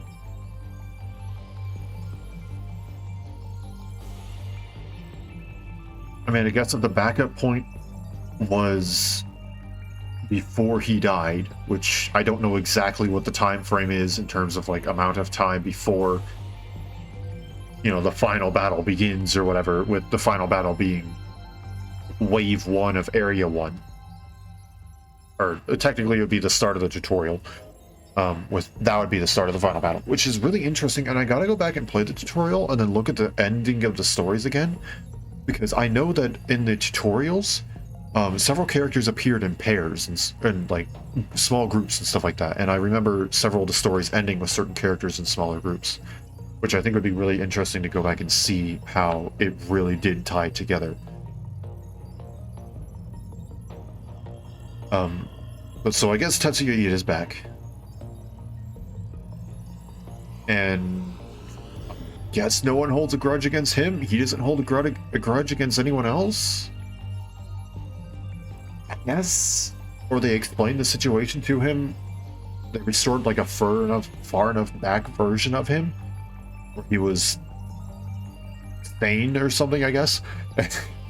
And they were able to explain, listen, here's what happened, here's what we did. I'm sorry we erased you off of the face of the universe. Please don't bear a grudge. We got you back. I don't really know if that's, you know, exactly what they did, or if they just brought him back as he was and he just kind of understood the situation. Or maybe Miyuki went and said, here's the deal, here's what happened, and since it was from Miyuki, he just went, okay, I understand. I really don't know. I think that's left up to interpretation, probably for a good reason.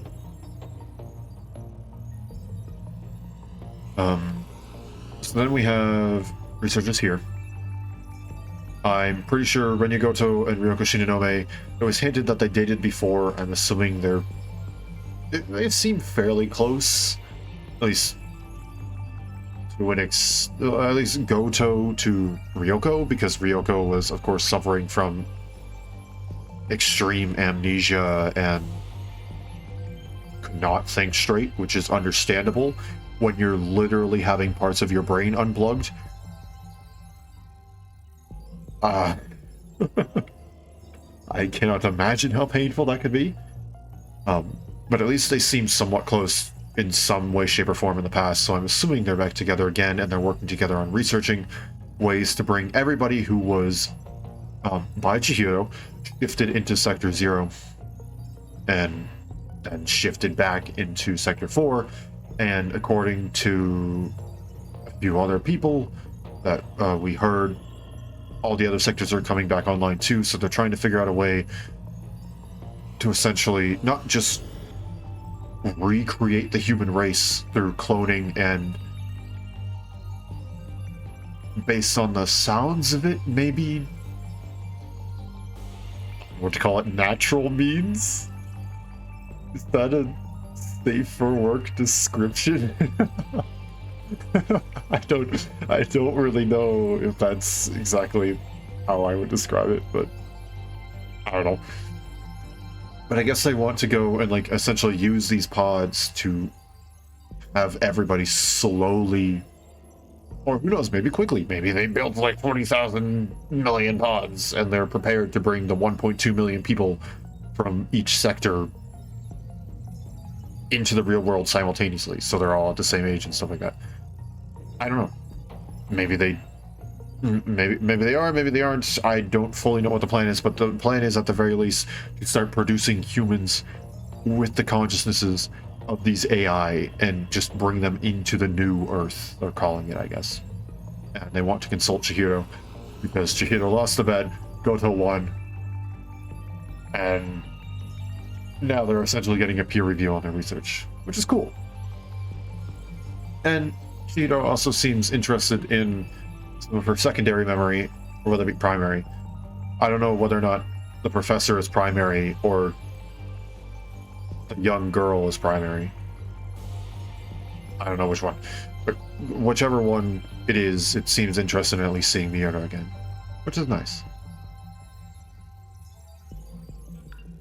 And this was just funny. This was just funny.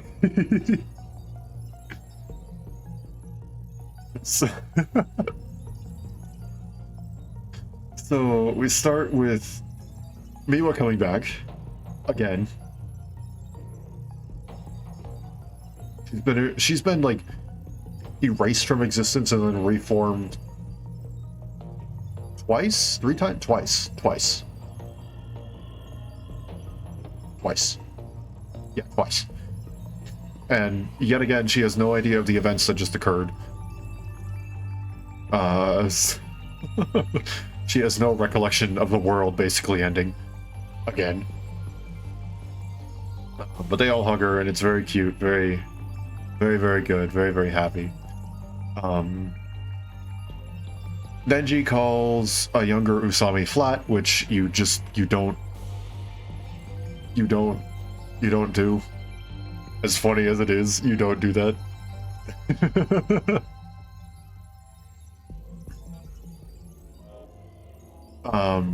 And of course they talk about their freaking kids, which of course in the virtual world are still in their younger bodies, so it doesn't make any sense, especially when to me, well, it's just literally the next day since they last talked.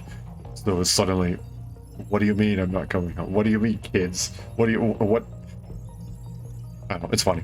It's funny to me. And then an interesting thing happens when Kurabe walks out. He's talking with Kyutashiba. And by the sounds of it, Kyutashiba completely removed himself and essentially counted himself as a separate person and was uploaded into Sector 0.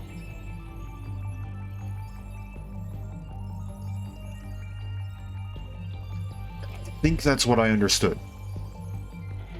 Something along the lines of, that's why I came out when you left the pod. Something sort of like that. I don't fully know, I guess.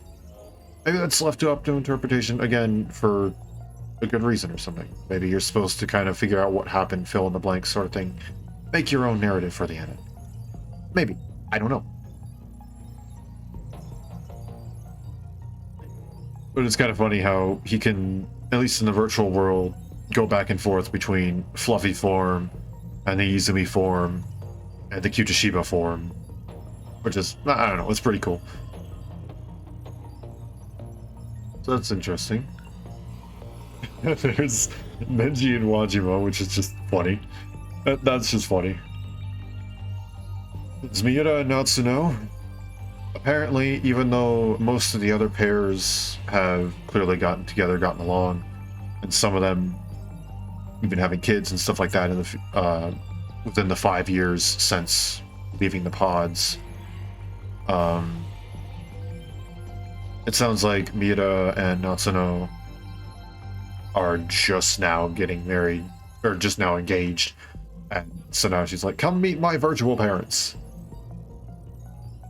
And of course, Yuki and Shu, let's hope they get along well. It's a little bit weird thing with Shinonome, but I don't know, what are you gonna do?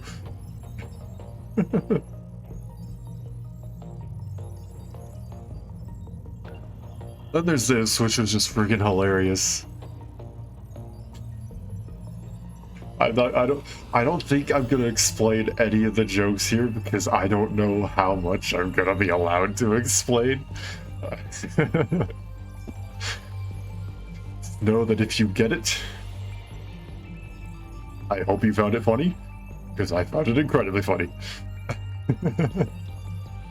And it's interesting also seeing the two Tamals, number 18 and actual like Tamal Kurabe, going and interacting. One of them discussing what it's like on New Earth, and the other one only having memories of 2188. Or maybe not even 2188, but stuff from like Sector 1 or 2. I don't know. I don't remember exactly which one the AI was created in. I think it was Sector 1. But that's interesting having the two of them interact. And I said it before, and I'll say it again, Takatoshi and Tsukasa make an adorable couple. And I'm so glad that the game stuck with it from like the very start, and it's great.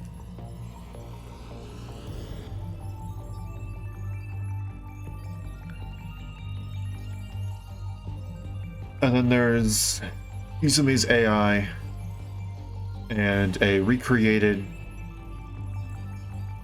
Miss Mortimura, not Professor, not young Mortimura, but Miss Mortimura, the nurse. And they they reconnect, which is really nice to see. You know, after everything they've gone through, the lifetimes, literally the literal lifetimes they have lived and been through, they finally have a good resolution, which is nice. And that's it.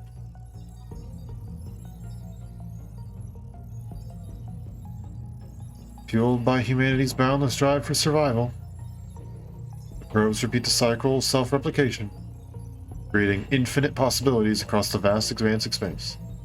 So I guess that is supposed to say, in one way or another, other probes will and have made it. And who knows, maybe technology will progress on one of them for long enough for them to go and, I mean, maybe interact with other recreated humankinds, other recreated Earths. I mean, for all we know, we saw there was another planet when we looked out, when Zudo and Megami stepped out of the pods. They stepped out of that little area. They stepped out, and you could see the sky, and you could see that there was another planet. It looked kind of like Saturn. It had rings. For all we know, they're in a solar system with several other compatible planets, and I mean, we have space travel. They clearly have space travel.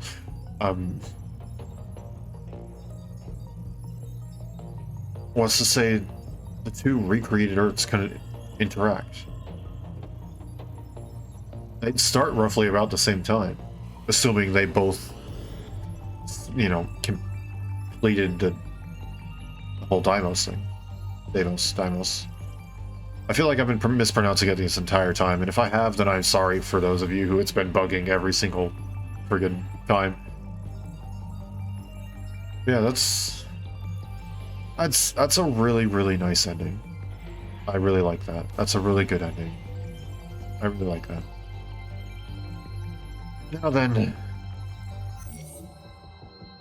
was that 100% analysis, 100% destruction, and 100% remembrance. I turn back to here because at some point we're coming back to this and playing the post game, but not now because I'd like to complete my thoughts on the overall game. I shall save after adding an extra 30 minutes of playtime. But that was about 20 minutes of playtime, technically. Save. Glorious ending. And let's go ahead and switch over to some sort of just chatting thing. And I want to talk about the end of the game. Well, not the end of the game. We just kind of talked about the end of the game, but the game as a whole. I want to talk about that. Let's switch over. There's that. Oh, hold on. Let's go and give me a second. We can go and do that, and then not that. How do I center Kim? Is it that? Yep, there we go.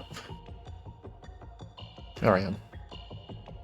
And I think I'm going to push this button. Say goodbye to the game music for a little bit. We'll obviously be back. Like I said, I want to play the post game. I love this game. It's amazing. That's your TLDR for this, for the following, like, probably hour.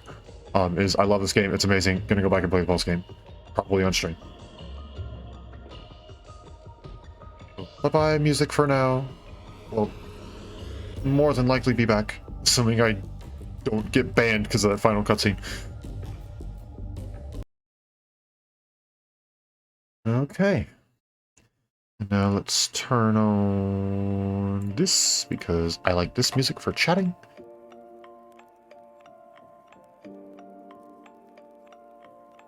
And there we go. I'm gonna do this. And excuse me while I switch the category over to... I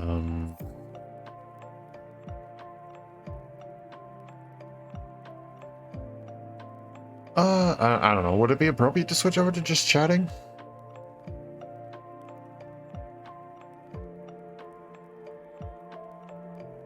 Oh, I had caps lock on this whole time. Oops. Hold on, sorry, I'm switching over to stream information.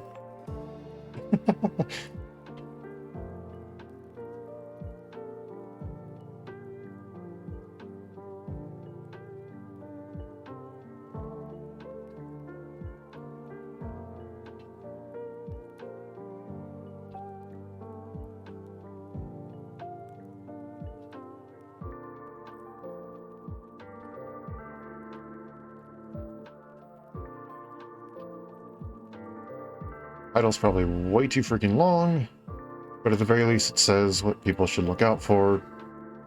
I'm going to switch it over to just just chatting.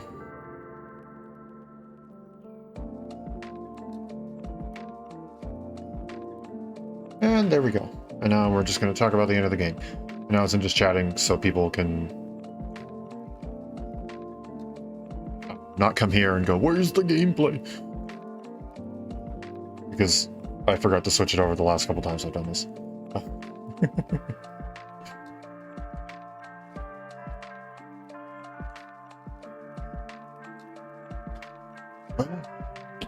We did it. We beat the game. That's pretty cool. That was genuinely an absolutely amazing game. And to keep it simple, I don't know exactly where it places. Over time, I think my top 5 favorites like move around within those top 5 quite frequently.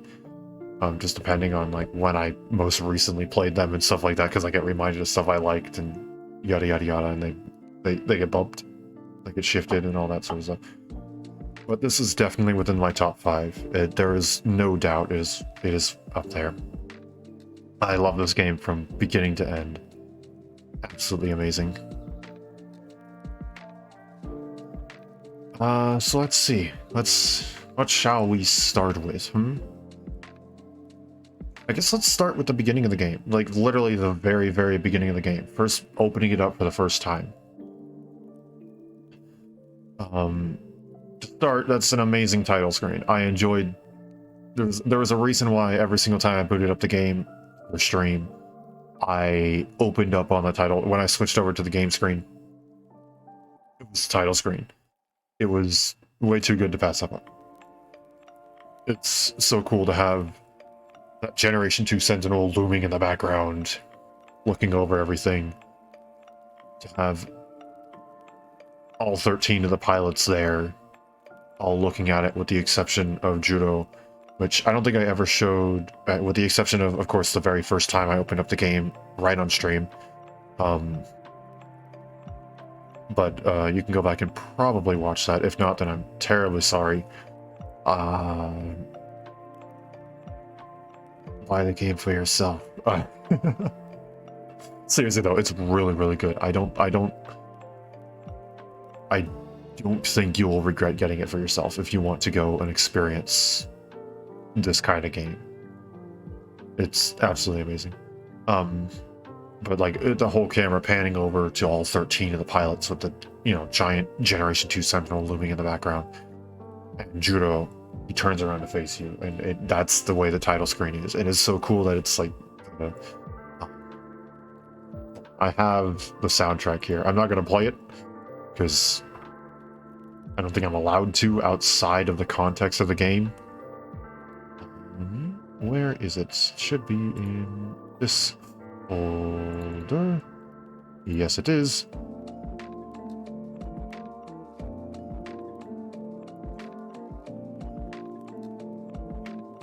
Oh, why is it not in track order? Why is it in name order?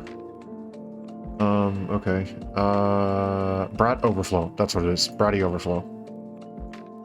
It's so cool how that's muffled at the very start.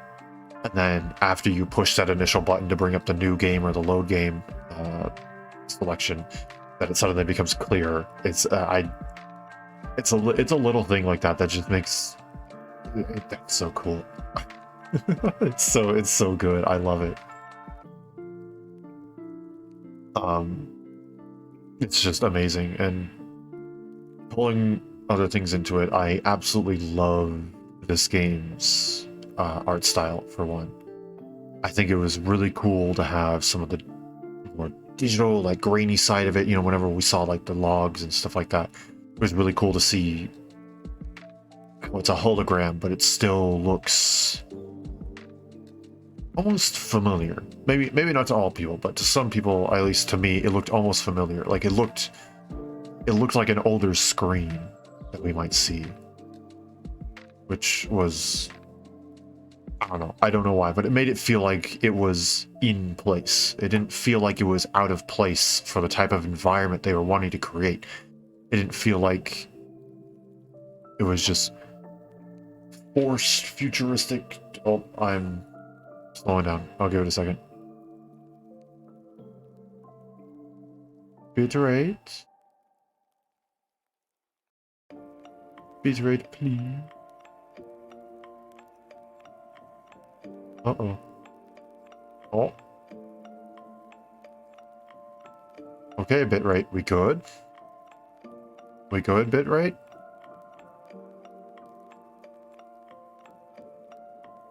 Okay, I think we're okay. Seems relatively stable. Okay, I think we're good. It's sticking in the green now. What was I saying? Oh, yeah.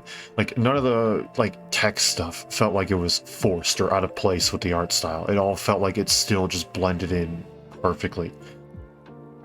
Like, the futuristic tech, you know, holograms and stuff like that, it had glitchy elements, so it was still a hologram, of course. It was very, very futuristic. It's still, you know, it was still floating in the air, stuff like that.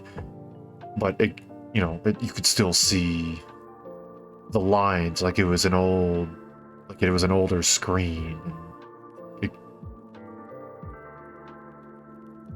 And when they spoke, it still had like the digital, you know, kind of like you're talking to a walkie-talkie sort of thing. You know, like it was, I don't know, it was really cool just how well they made this futuristic tech seem to fit so well with not only the stuff that was actually futuristic, you know,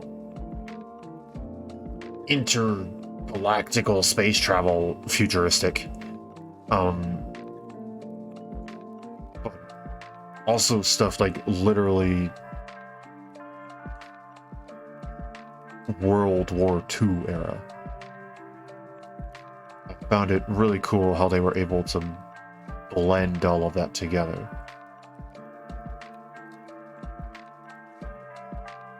You know, and I think they had some really interesting music as well. Like I said, I have the soundtrack. I have it right here.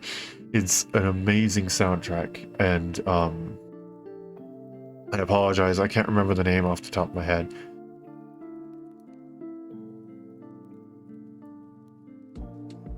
I want to say his name. Excuse me, not his. Their name was.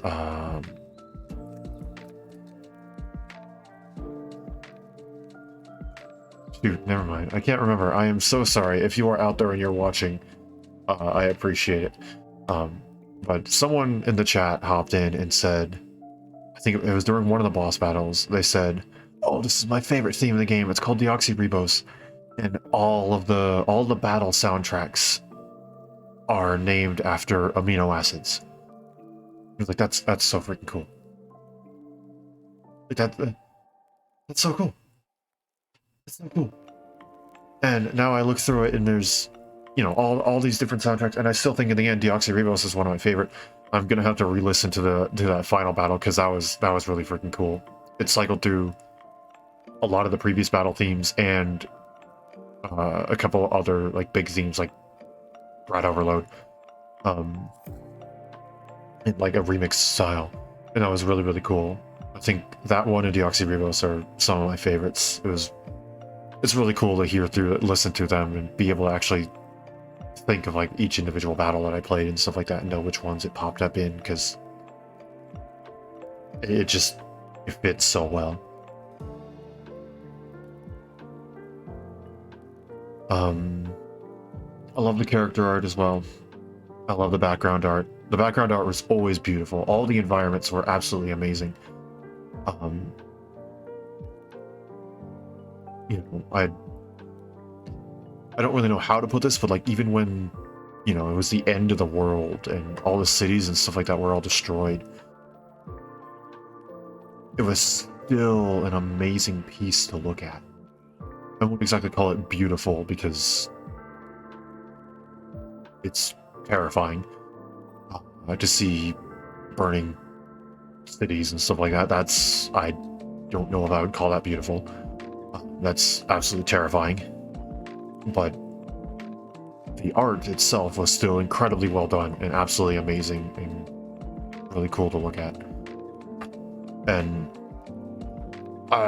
this is gonna sound weird, but I think the art matched the game perfectly. I think it fit so well. I don't really know any other art style that at least I've personally seen or thought of that could fit this sort of storytelling and the style of gameplay and stuff like that. I don't think it could fit much better. It fits so perfectly well. I think the tutorial was amazing. I think I briefly mentioned this before. Yay, we moved past the title screen. Here's this discussion. The tutorial was absolutely amazing. I'm honestly gonna have to replay the tutorial. Like it was that cool. The tutorial was that cool. I want to replay the tutorial because of the way that they did it. Not only is it an excellent introduction to start and go, here's your Gen 2 Sentinels, they're your all-rounders. An excellent way to show that off. An excellent way to get them just a little bit of physical, a little bit of ranged, you know, a little bit of both worlds. And that, of course, evolves further into here's how you can do the Guardians, here's how you can do this, the Sentry Guns. It's a really good starting point. And then they switched up a little bit. Okay, well, here's your extremes on the ends. You have your all physical with your Gen 1s, and then here you have your all range with your Gen 3s. And then, of course, they pop in and say, here's your Gen 4s, and they're a wild card. They're a lot of support, but they can also, you know, take, for example, Yuki with her freaking quad leg spikes, able to one-shot like anything. They can also be insane powerhouses, you know, and we see the interceptors and energy pulse lasers, Yuki's quad spikes, you know, there's a lot of stuff.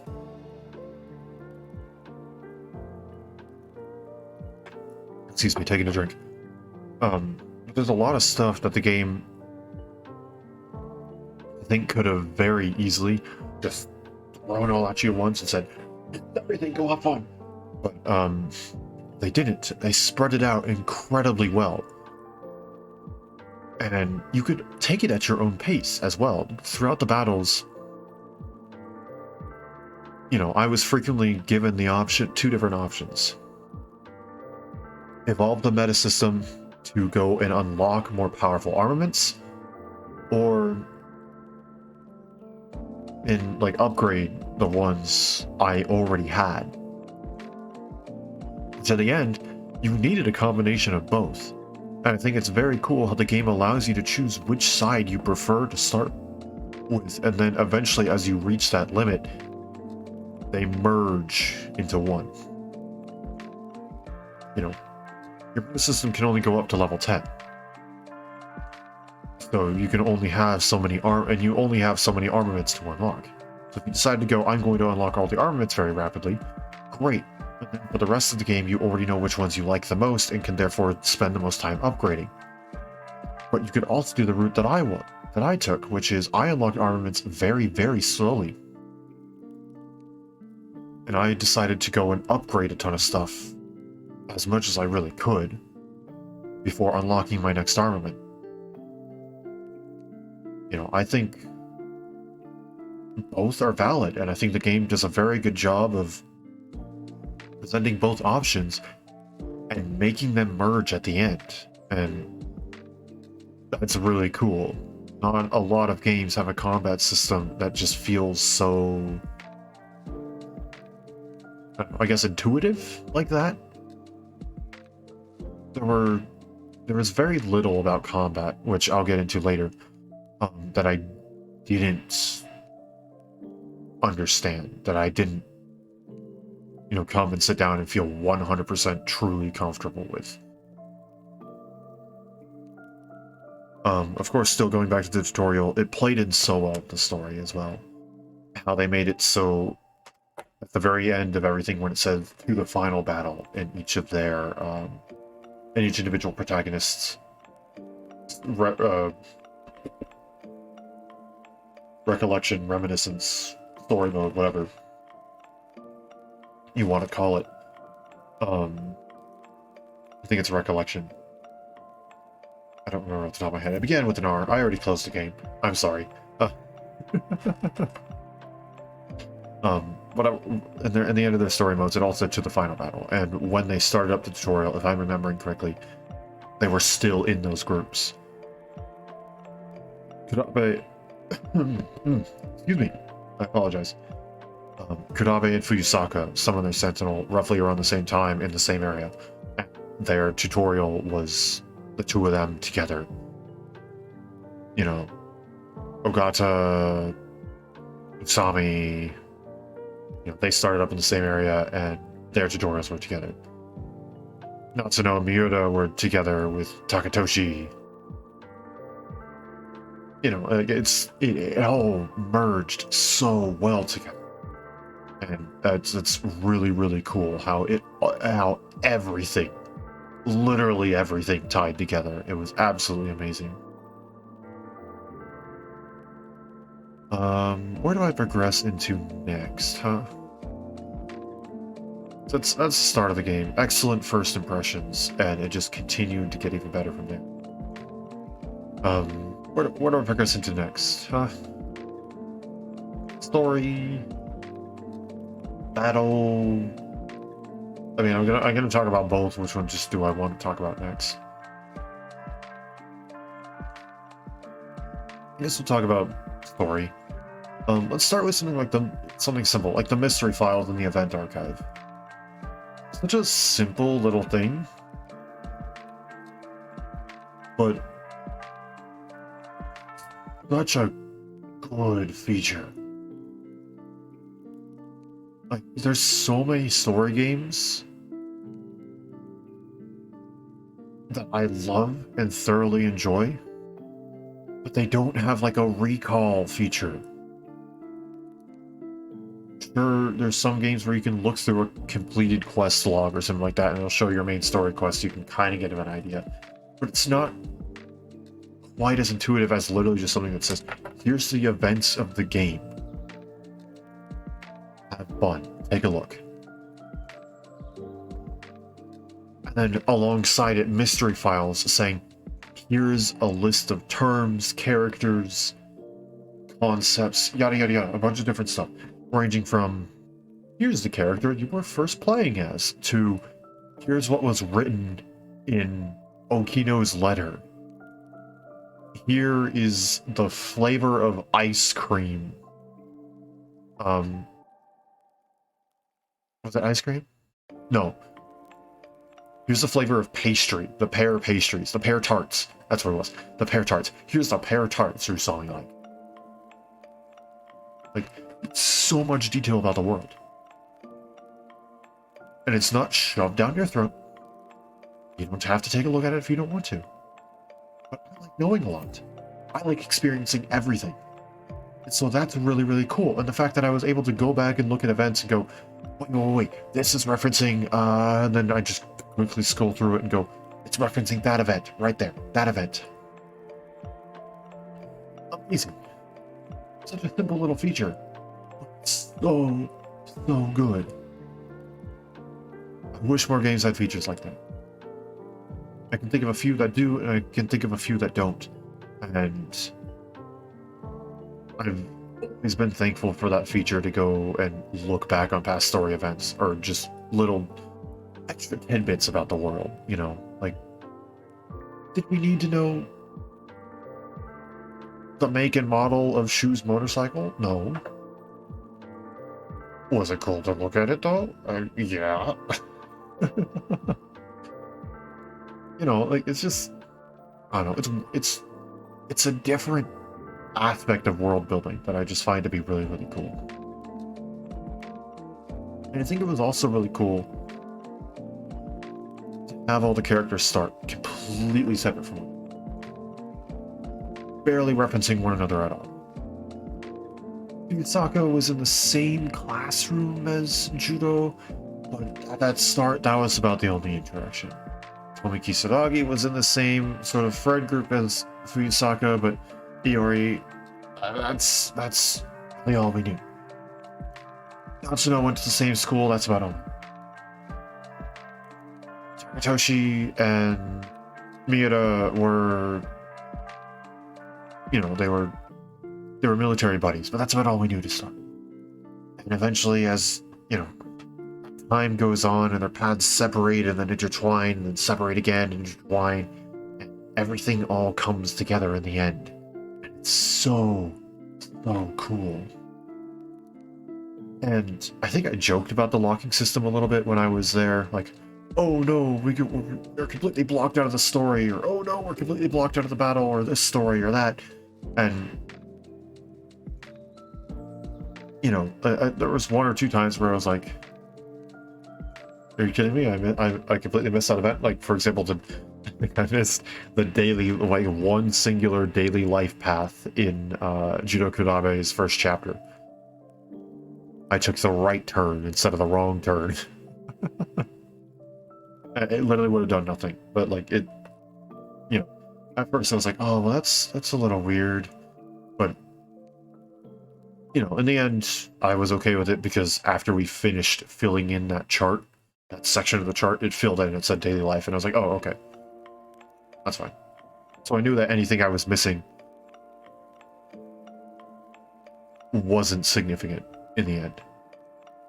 Which was really good to feel about, which meant, like, I wasn't missing anything super important. No groundbreaking foreshadowing or details or stuff like that. Everything was given to you if the game wanted it to be given to you, which was really good.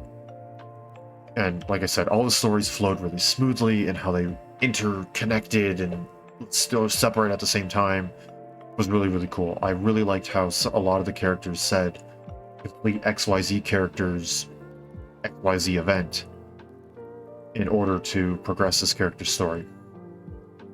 And it wasn't always because they interacted, but it was sometimes because information within that one event, or before that one event, would be used to help the player understand what's going on. So it's just something along the lines of like, wait, but they don't interact. Oh, that connects though. You know, just something like that. It's really, really cool to find connections and have them all based around each other, but still separate at the same time. I think that was really, really cool. And it's well written too. I got attached to all these characters. All of them were really well written. They were all voice acted incredibly well. I looked up the cast of voice actors the other day, and there's actually a lot of really cool voice actors, a lot of which I recognize, some of which I didn't recognize, but all of them are just absolutely amazing, and I applaud them. I will not clap very loud because I have no idea what that's going to do to the mic. But I applaud them all for absolutely amazing performances that were really, really cool. Yeah, so I loved all the characters. They were really well done. The stories are really well written. Yeah. So I think that leaves, unless I remember something later that I need to talk about, I think that leaves pretty much one topic left, and that's the battle system. I think I'll start with what I didn't like, and then we'll move into the good stuff, the stuff that I really did like. So, this is a very, very, very picky thing to point at. It literally means nothing, and I got S ranks on all battles so far. In the main game. I haven't touched the post game yet. We'll see how it goes. I'm honestly hoping to get my butt kicked, because I do appreciate a good challenge. You saw my reactions to the couple of times I lost and stuff like that on a genuinely difficult battle. It was, I enjoy getting my butt kicked sometimes. It's good to have a good challenge. But in terms of this, like I said, it's incredibly freaking picky, and this is probably specific to me and like maybe one other person in this freaking universe. But I could not tell you what some of the numbers meant. All I knew was higher stats meant good for me. I knew exactly what HP was doing. I knew exactly how much damage I was taking, how much I could have left, and if it reached 0, Pilot died or Sentinel died, one of the two. Great, I understood that. I understood EP as well. More EP means you can use more skills without having to recharge. You recharge a certain percentage whenever you use defend. You recharged something, I'm not sure exactly what the amount was, I'll get into that later. Whenever defeating enemies, stuff like that. In terms of the specific armaments, I understood that there was always one number for power of some sort, and then another number for the number of attacks actually used, number of hits, stuff like that.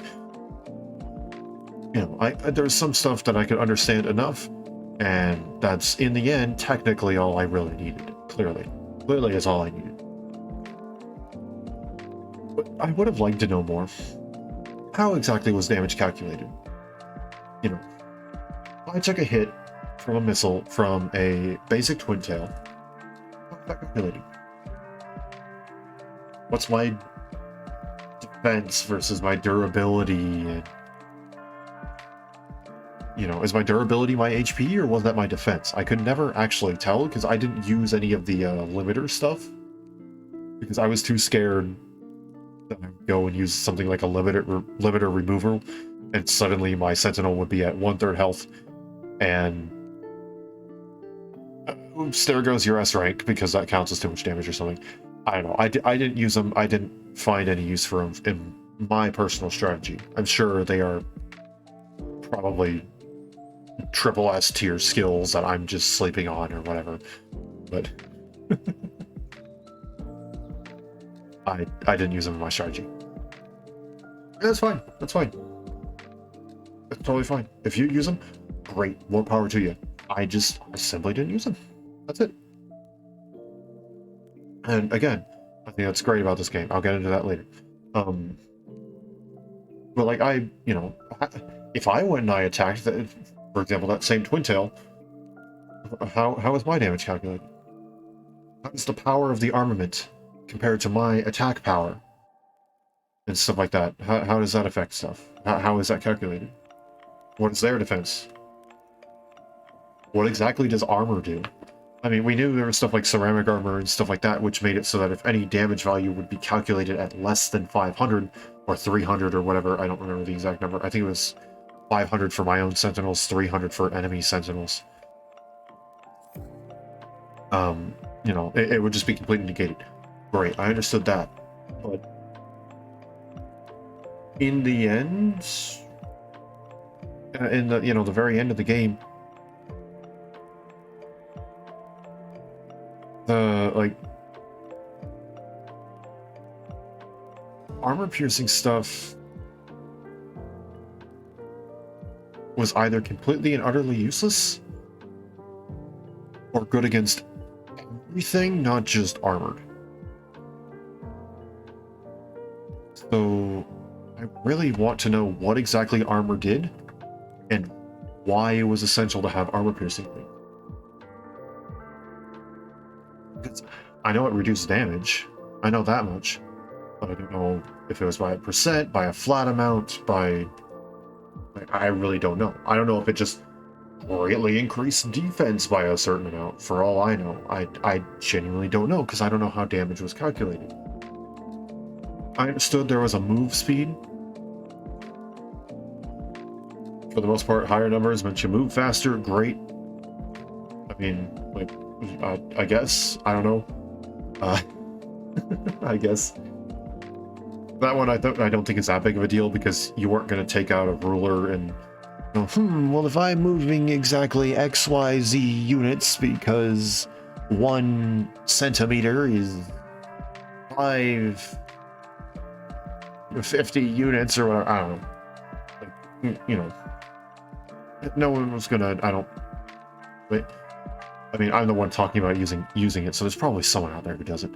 But you know, that one maybe I'm not complaining about the move speed and stuff like that much, but I would like to know attack and defense and stuff like that. You know, there's just some things I would like specific values for. And again, that's just me. I like seeing where everything comes from. I like seeing specific numbers, stuff like that. Obviously, in the end, I understood big number, big damage, we good. Or big number, take less damage, I'm good. You know, like it. In the end, I understood enough. And I think that brings me into what's like good. You don't need to know much. You really don't. I think the combat system is just that, like, intuitive. I'm not going to call it simple. I don't think it's simple by any means. But it's not ridiculous. Not by any means is it ridiculous. Not at all. It was just complex enough to make me always feel satisfied with winning a battle, because it was always the right amount of challenge. And that goes for a few different things. That goes with balancing your strike team and your defense team. That goes with the evolution of the waves and how they progressed with, okay, well, first we're going to introduce new enemy types, and we're going to introduce new attack types, and we're going to introduce now modified enemy types and boss enemies, and in the final battle they introduced new and improved gladiators and stuff like that. And my take on that, thinking about what happened, it wasn't, wait, I was never told about this. It was okay, so they're throwing this at me now. Like, it was expected. I won't say I called it. I knew they were going to throw the evolved gladiators at me, but when I saw it, I understood exactly what it meant. I understood that the game had progressed to that point, which was perfect. It didn't need to tell me there were new gladiators on the field at that point. I was able to take one look at them and go, oh, new gladiators. Kind of freak out a little bit mentally, because, oh no, big boy. But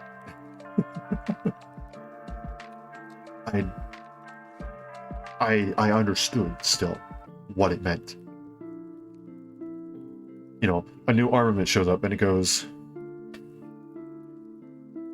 launches missiles in a fan shape in front. Perfect. I understood exactly what that meant. I could look at the thing and I know, okay, it's 30 missiles in front in a fan shape. And it's, and eventually you start to learn little names and stuff like that. Multi-lock meant it would specifically be targeting enemies. A barrage meant it was just laying down a carpet. And I said I would like specific values, but I could also take a look and go, okay, so this one launches 50 of them at power 30. So it's meant to take out a large area of smaller enemies, or a lot of smaller enemies, or or just target one singular guy and you put stuff like multi-lock missiles and just pelt them with a bunch of small stuff so that it adds up to be a really big number. Or I was able to take a look at it and go, okay, well, it only hits twice. Take, for example, the Heavy Knuckles, but it hits at 3,000 power, one of the hardest hitting things in the game. You know, so it was able to be understood.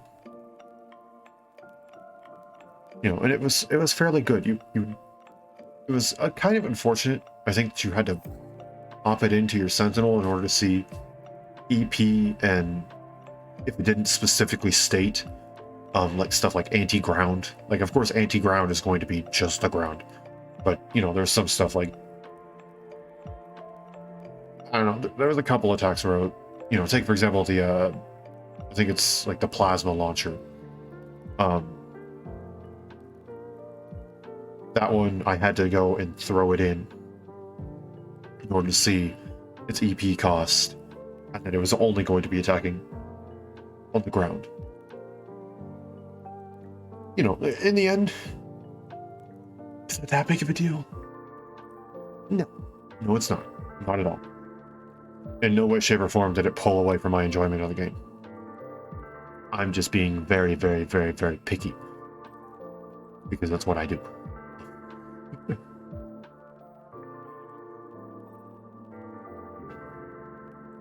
Whenever I complain about stuff, I feel the need to reiterate this.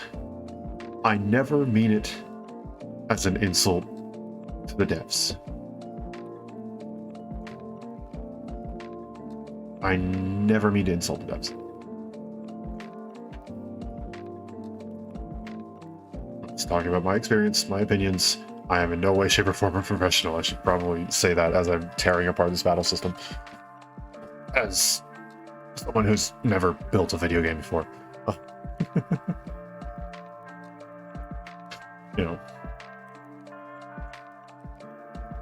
You know, like I said, did you really need to know every little bit about everything? No, you didn't. I was able to take a look at something and understand the general concept of what it did. It was intuitive enough, which is perfect, wonderful. And like I said, it was just enough complexity where I was able to sit down and understand everything. And it didn't require me to go, huh? I took a look at it and I read the description and I went, oh, okay, I understand. This is armor piercing in an area in front. Perfect. This shoots out 150 tiny missiles that cover like half the map and slowly rain down over time. Great, perfect. This is a single missile that's going to hit for 10,500 power, whatever that means. Great. Don't know exactly how much damage that's going to do, but I know it's going to hit like a fucking truck. I think that's all I really needed to know. I think it's sad. I think I only used that attack once. It's a little sad that I only used that once. Hopefully I get more chances to use it in like the post-game. It's a fun... That and Missile Rain, I think, are some of the greatest attacks in the game in terms of like just the sheer power I feel from using them. Like, hey, look, there's a small cluster of enemies. How about we destroy half the map? And I think that's another thing about the battle system that I thoroughly enjoy, is it made me feel powerful. It didn't make me feel overpowered. I never felt under or overpowered. I always felt perfectly powerful. Like, I always felt like the game was perfectly balanced for where I was sitting. I always felt like any losses, anything that wasn't an S rank, because I'm a perfectionist, anything that wasn't an S rank, you know, stuff like that, I always felt like that was within my control. I think that's part of the reason why it always felt so satisfying to go and complete a battle. Because it was just the right difficulty, and I had just enough understanding of what's going on. And it constantly kept evolving. There were no two battles where I played them and I was like, man, these battles were really similar. never happened. Never happened. And that's incredible. That's amazing. And based on the fact that they have a post-game, I can only assume that's going to continue. And I look forward to it. I think it's going to be amazing.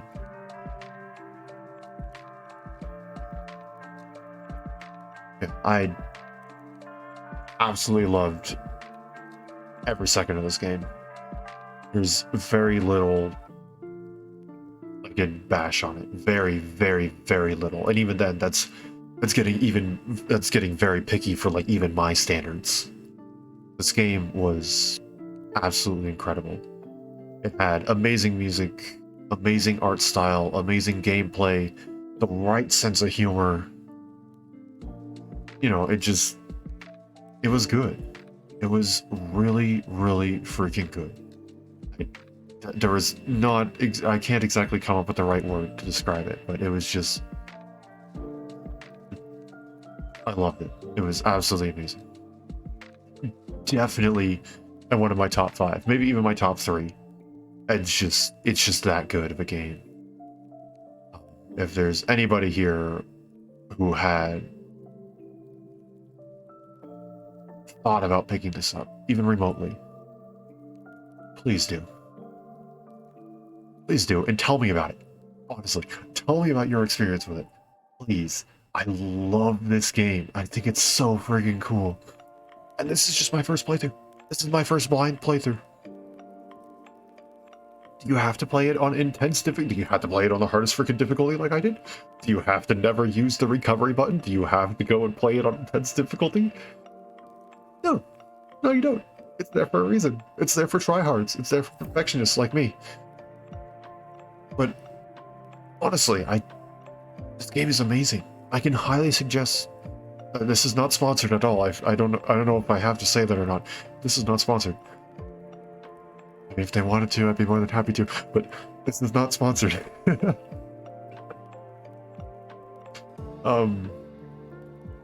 This game is amazing. Genuinely, I think it has a right, the right amount of like just stuff in it that anyone can enjoy. Like I said, the art style is amazing. The voice work is amazing. The music is amazing. The battle system is perfect. It has 3 different difficulty levels. I think it can be understood by anyone to a level they really want to. It's a post-game. Well-written characters, story. I'm probably repeating myself. It's so good. So good. Oh, it's so good. I highly recommend anyone who's interested to go play it. Absolutely amazing. I'm gonna try not to give like numerical ratings. I don't think numerical ratings can exactly sum up a complex system of like emotions and features and things like that, because no two things are alike. So rating one thing X out of 10 and another thing Y out of 10 means nothing in relation to each other, because they are completely different entities. But I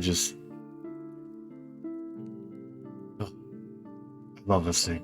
This game. 13 Sentinels, Aegis Rim. Beautiful, gorgeous, amazing, wonderful. Other adjectives that mean good in various different ways. Yeah. Very, very good. And I think with that, we've reached the end of the main playthrough. And I think I've discussed I think I've praised the glory of this game enough, This was really cool. I'm very, very happy I got to share this experience. And you know, to my friend who,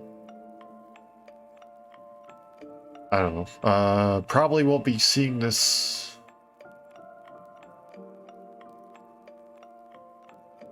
Maybe that's not the right choice of words. To my friend who is currently out, and I will not exactly meet up in person probably for about another year. If you are seeing this, I hope future me has given you a chance to play this game through some means, because holy cow, I think you would like it. It's freaking amazing.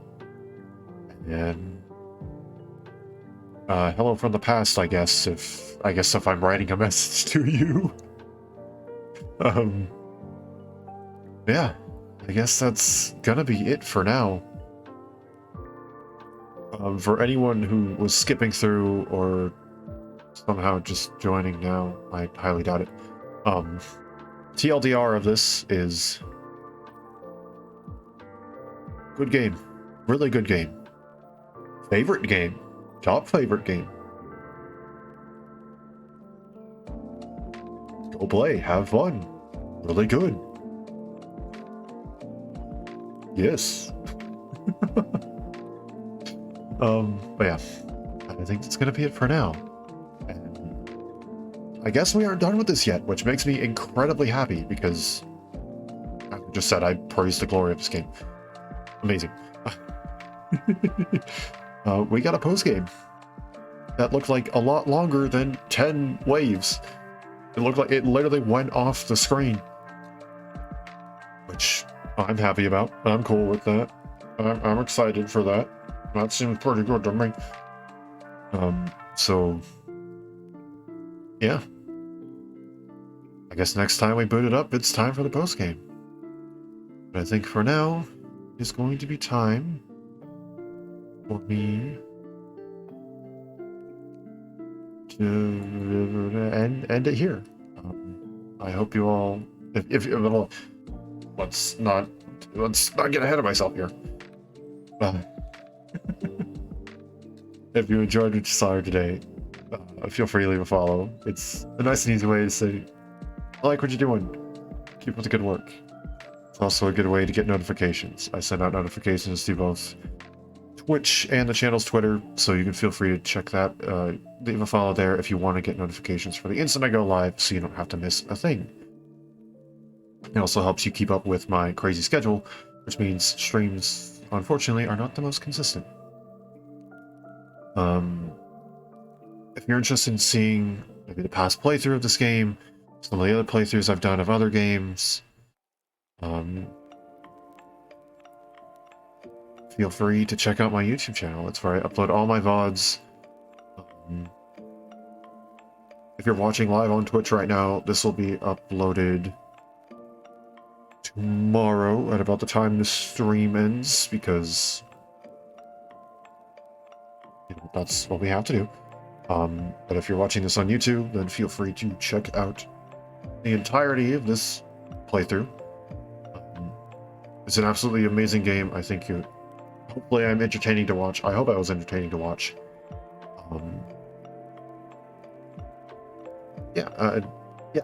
I love this game, and I will likely be playing it more. So you check out some of that, or any of my past playthroughs. If you enjoyed this one, I highly suggest my other ones. Yeah, but regardless of how you choose to show your support, whether it be watching VODs, lurking in chat, actively chatting, whatever showing your support means to you, it means a lot to me. And I greatly appreciate it. And I hope you all have there's still 2 minutes left in the song, and I gotta drag this out. A wonderful day, night, morning, afternoon, evening, whatever time it happens to be wherever you are. And I hope to see you all again later. Whether it be in the future or in the past, using shifting time machines, virtual reality, VODs, other streams, whatever that may be. I hope to see you all again later, and I thank you all for your support. And yeah, it was a ton of fun. I'm really glad I got to share this experience with you all, and I hope to get to share many more like it, and I hope I don't get banned because of that final cutscene.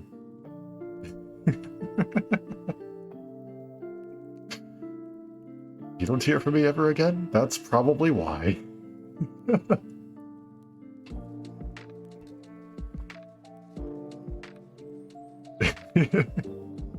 Yeah.